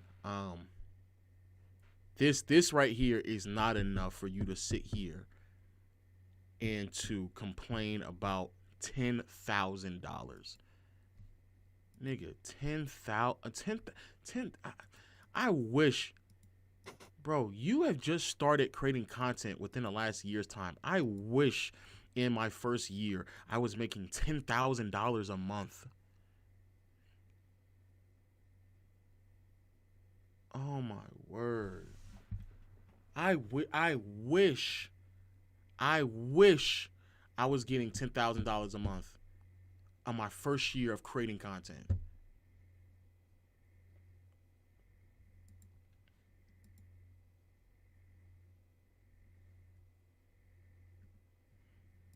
Oh, somebody said her chat is moving like that? Yeah, her chat mad live, dog. That chat going crazy. That chat going stupid, dog. Oh, shit. Them 700 people going crazy. You have, you don't have timestamps on? No, but that shit is crazy. That chat going crazy, dog. Damn, that chat going crazy. Damn, all 700 going crazy, chat. All right, chat. Before Raquel come in here and beat me up. Long story short, bro. What? You don't have to create, bro. On some real shit. Oh wait. These niggas eating lamb chops? Bro, this shit is crazy. This is content. Yeah, that's content right there. But at the end of the day, I just want people to know, like, this mentality of like creating content to me is just mad toxic. It's dumb. It's repetitive, and I've heard this way too often. Some people do this shit like ironically. Other people genuinely mean this shit, and I'm starting to see a lot more new streamers being grossly ungrateful about the amount of money that they're making from a life-altering situation. Bro, $10,000 a month is crazy. That is a lot of money. Eric Gordon has signed with the Sixers. That's a lot of money, bro. $10,000 a month. That's a lot of money. And I understand that you have overhead, but content creation, especially streaming, has such a low overhead. It's a low overhead. It's not so much that it would eat up $10,000, bro. It just wasn't. And the fact that you're telling me half of that shit is going to you traveling, bro, if you spend that much off of travel, you should be able to make that back alone. And if you can't, please stop. Please stop. How do you understand, like, where is she traveling to? I don't know. She must be traveling to Dubai and back every other week. I don't know what the fuck is going on. I don't know how the fuck you spending $5,000 a month on traveling. And also, I want to be clear, bro, editing is a part of content creation. Making a thumbnail is a part of content creation. Coming up with ideas is a part of content creation. Too many people are trying to put the buggy before the horse. That's all a part of it. The reason why people that you know that are big streamers, they don't do that as much as they did is because they've already done it before. Marcel has a whole team. Raquel's going to say, I have a whole team. Raquel knows that I just got a whole team over the last 2 years. For most of my content creation career, I've been making thumbnails, editing my own videos. And I'm telling you this not only so you can possess the skill, but also so you can identify what a good thumbnail looks like, what it takes to make a good thumbnail, what a good video what it takes to be make a good video in terms of editing. There's a lot of Or things even that just what you want, like, your style to be for those things, so you can just convey that to somebody else.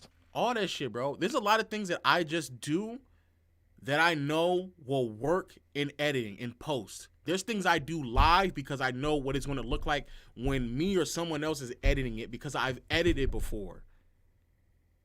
I've edited. I know what it is. But also, if you have edited before, you also would know how much money you should be spending on an editor if you need to spend money on an editor. But if you never edited, somebody can come around you and just say, I need $1,500 a month and this bullshit VODs for you. And a lot of y'all are getting scammed that way as well. Y'all are getting scammed. Let them know you don't help anybody else. She said, I don't help anybody else. You're right. This is help right here. This is help. This is help right here. But get better at creating content because this shit is pitiful, my nigga. This shit is pitiful, diabolical. Niggas start making content. I gotta respectfully shut the fuck up.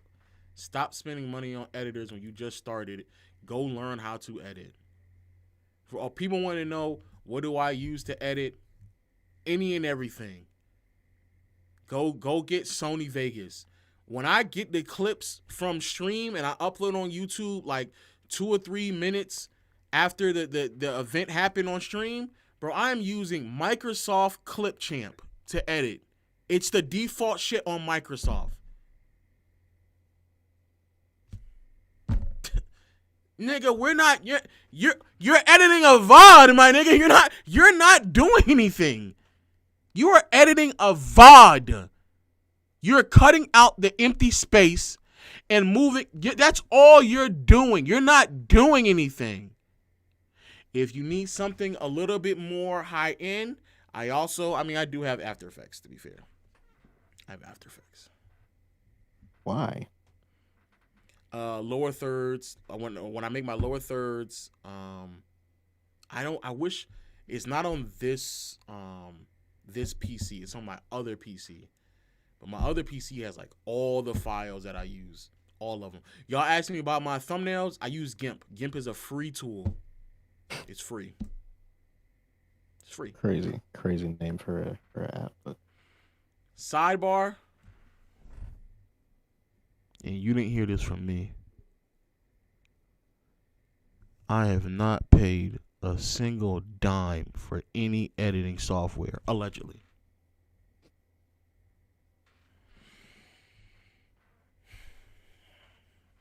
I can get a new PC tomorrow, and on that PC will be Sony Vegas, After Effects, and anything I want.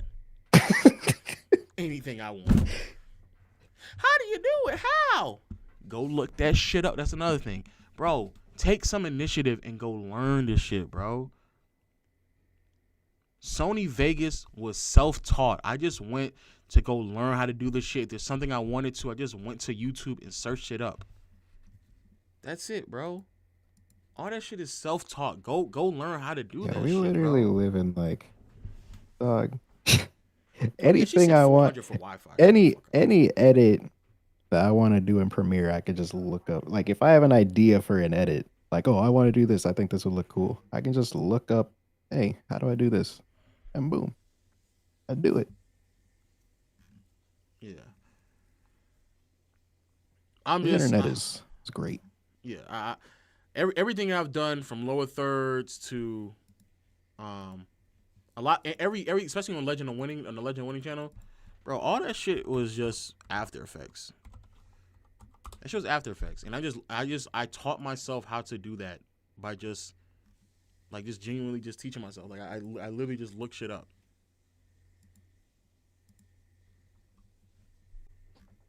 Like, do you think it really took that much for this thumbnail? Like, y'all think it took that much to make this thumbnail? Like, be honest with yourself. like, be honest, but y'all think it took that much to make these thumbnails, bro? Otis, not Otis. To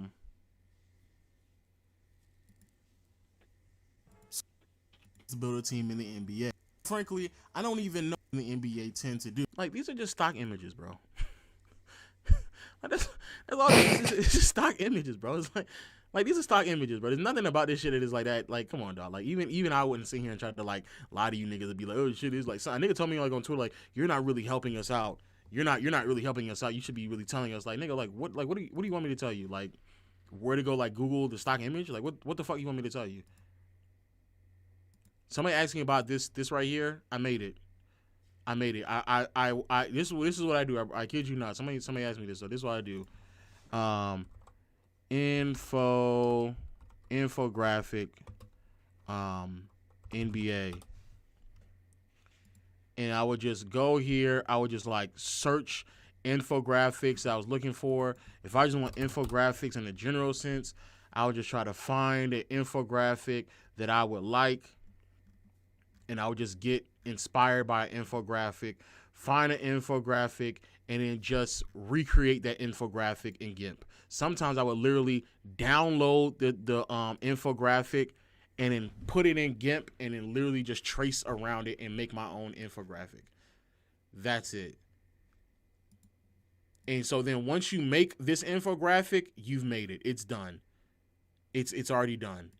And then here's what's the best part about it. You'll get so efficient at making infographics that all you need is just the template, and then after you have the template, you're fucking done. That's it.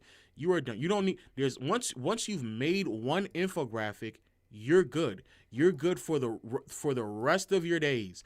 All you have to do is just change the information. So these infographics here that y'all see now that I use, like these type of infographics, I just made it.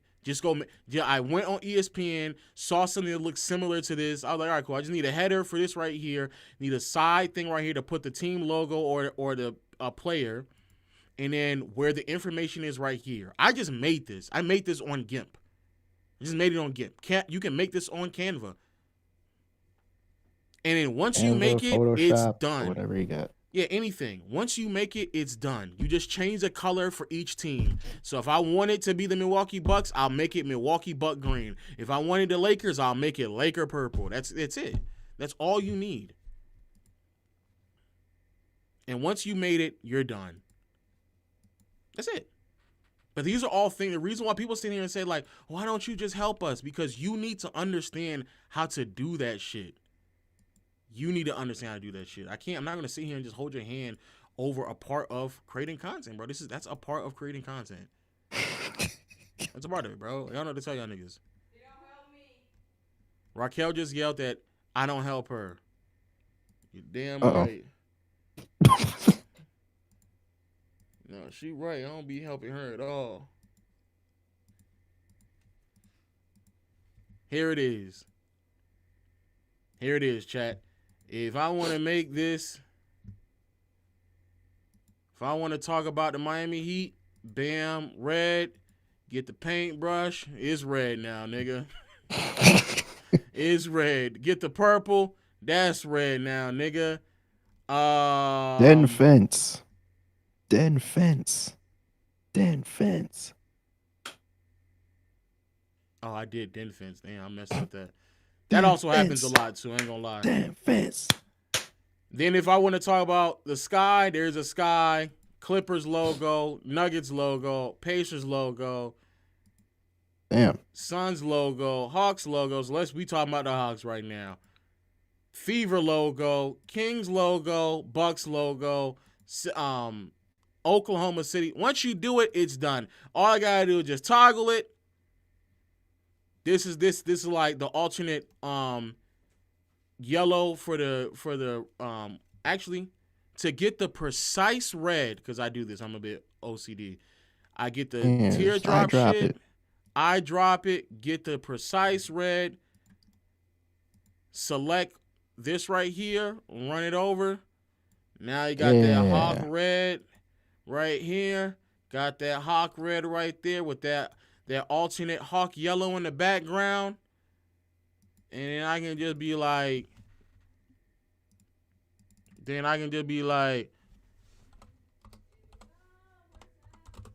Trae Young Dream Team.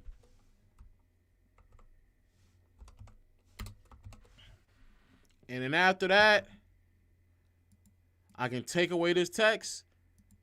If I want to talk about what somebody did before and after, I got that preloaded. Without AD, with AD, that's already preloaded there. Points, rebounds, assists, that's already preloaded. I just changed the names.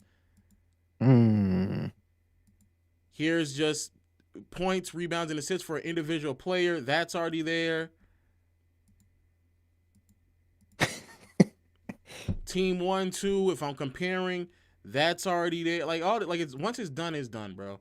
So, and just in case you're wondering, I already got players as well. There's Bradley Beal, there's KD. Who is this? This Jared McCain. There you go, Jared McCain. There's Rakita Jackson. There's Caitlin Clark. There's another Caitlin Clark. There's Bam in his USA jersey. There's KD in the USA jersey. There's LeBron in the USA jersey. There's another LeBron in the USA jersey. Oh, man, I must have been really in my Bradley Beal bag. Hey, I must have been really in my Bradley Beal bag.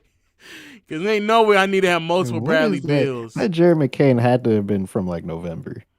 Oh, yeah, these are like, once you do it, it's done. I ain't going to keep finding the Jared McCain. I got one already. I'm just saying that, like, why would you even have a Jared McCain? But then I remember that shit. You probably thought about him. So I ain't got to even go look. Trae Young right there. I ain't got to look up Trae Young. I got me a Trae Young, so I ain't got to go look up a good picture of Trae Young. He's already there. Done. That looks like an old picture of Trae Young. His beard is more full now. Face ass. There go Luka, Shea. Damn, how many players I got? KCP. Oh, man. Candace. Oh, Tim. Iverson. Austin Reeves. AD. So, yeah, you got everybody here, man. Oh, you got arrows here and there that kind of help you. You toggle the arrows and shit like that. LaMelo. Oh, man. Oh, man. B. Miller. Got the big three. So yeah, nigga, once it's done, it's done. Me personally, I put the separate stuff in folders, but that's just me. Like the arrows Yeah, I and should. stuff. I should do it in folders. I'm just, you know. So there you go, right there. Then I got a list. Bradley Beal, Yusuf Nurkic, Tyus Jones. God damn, that team was in the dirt. In the dirt. Holy shit. What do you So mean yeah, it's chat. gifted? Okay. Yeah. Oh wait, here we go. Here. If I wanted to build out the roster, this is what I would do right here. Actually, Trae Young's dream team, and I would just fill out Trae Young, Nikhil or Dyson, and then Jalen Johnson and Zachary Ricochet. I would just change the names. That's all I would do, and then it's done. It's done. Once you do it once, you're done. People sitting there telling me about, efficiency. Nigga, you've never edited a thing in your life. How the fuck you telling me about efficiency? There's a way to make editing more efficient. This is it. There's a way to do it. But if you never did it, you wouldn't know ways to make things more efficient. You're afraid to do it, nigga. Take a day or two. What if your PC and house blow up? Upload it to a Google Drive, because all of this is uploaded on a Google Drive. There you go. I remember the biggest thing that I had to learn, probably in Premiere specifically. I be editing a lot of NBA clips, which means I download a lot of NBA clips, which means that usually they have like the NBA advanced stats or something like that, or I don't know. Some clips just need different zoom levels. So instead of just going through and just adjusting every single one, I literally figured out, I can literally just, not even presets 2-for-1. I literally just figured out I can just do this on one clip and then copy the attributes and then paste them to every single clip that I needed to do it on. That has been like the biggest time-saving thing that I think I've ever learned on Premiere. On Sony Vegas, you can just have your whole layer have a preset. So you can make a new layer, put the preset there, and anything that you drop there will follow whatever that you have too. in the preset. Yeah, that's what I do. That's how what's it called? Adjustment layers work too on Premiere. So yeah, like it's not that difficult. And also, just like, and I used to like be a little bit more like a bit of a stickler, like, ooh, I gotta have real specific B-roll for everybody and da da da da da blah blah blah. No, not really. You niggas just want to watch some shit that goes in the background. Y'all don't really give a fuck. So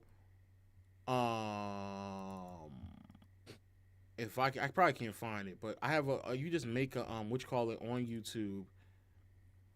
You can make a you can make a B-roll section of every player that you make a B-roll with, and that's it. Or better yet, you just download B-roll. Download B-roll, or better yet, here's another thing that you can do. Here's something else that you niggas can do. Let's keep it a bean.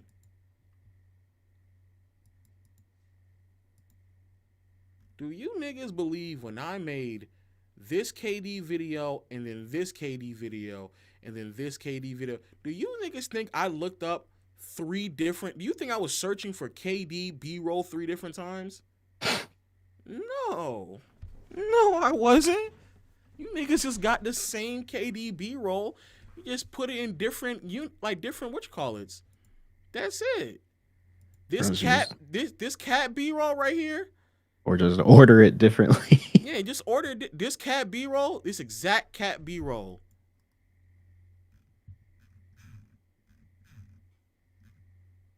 I can go back a year ago.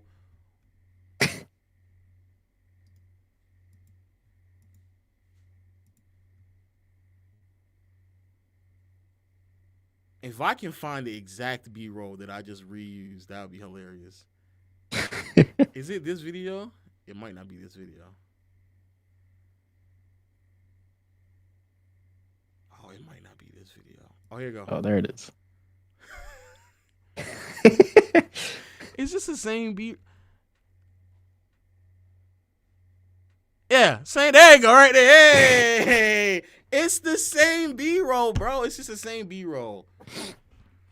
It's the same B-roll. But y'all didn't know it because they threw a whatchamacallit on top of it. So I think I edited that most recent video.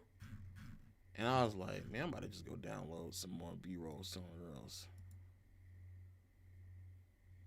Pump in the sky. He walking. But this time, there's no payroll, so you don't know. And I cut it off. And here it is again. Pump in the sky. And then it got cut off. It's the same shit, bro. Same shit. And y'all niggas didn't notice the difference. So shut the fuck up, nigga. Long story short, bro. But it's just there's ways around it. Y'all just you gotta be smart about it. That's all. Just be smart. Lo, do you think it's Gen Z being lazy? No. I don't associate characteristic traits with an entire generation. I think that's fucking dumb. That's dumb. Do you need Wi-Fi kits for streaming? Yes, you do. If you do IRL streaming and you're walking around and stuff like that, you need to make sure you get a solid server. But that's only like that's in real life content. That's only in real life. That's all it is. Like like a mobile hotspot.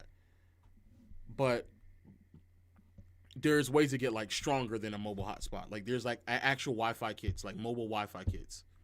But that's like very specific and unique situations. You probably shouldn't start doing content if the threshold is like $500 for a stream. Like that's just crazy as hell.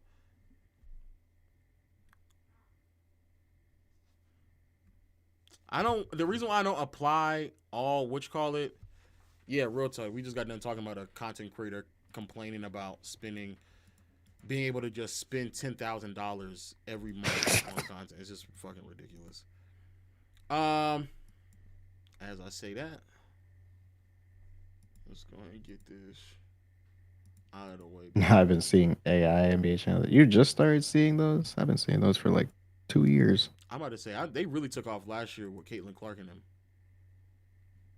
Out now. Yeah. Stephen Curry wants who traded? Yeah. How did you get After Effects cracked? I've been trying for weeks. I don't know what you're talking about, bro. For weeks is crazy. I'm not gonna lie. Weeks is crazy. Allegedly, it would just take me hours, if that. I'm not even joking. I'm not even joking. I might be able to download allegedly 3 different things within an hour's time. If I got a new PC today and I needed to do that,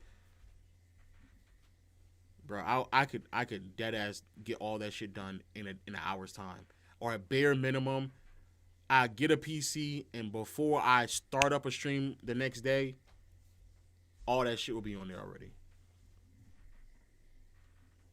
Nigga said stream a speed run. You won't. If I wasn't on YouTube, I might do it, but YouTube, you know them niggas. Actually, we gotta end YouTube because I think this will get copyright claim. Because LeBron, boy, LeBron be protecting his shit. Sorry, chat. On YouTube, we'll catch you niggas later. We're gonna sit here and watch Mind the Game. Yes, sir. Otani's 31st birthday.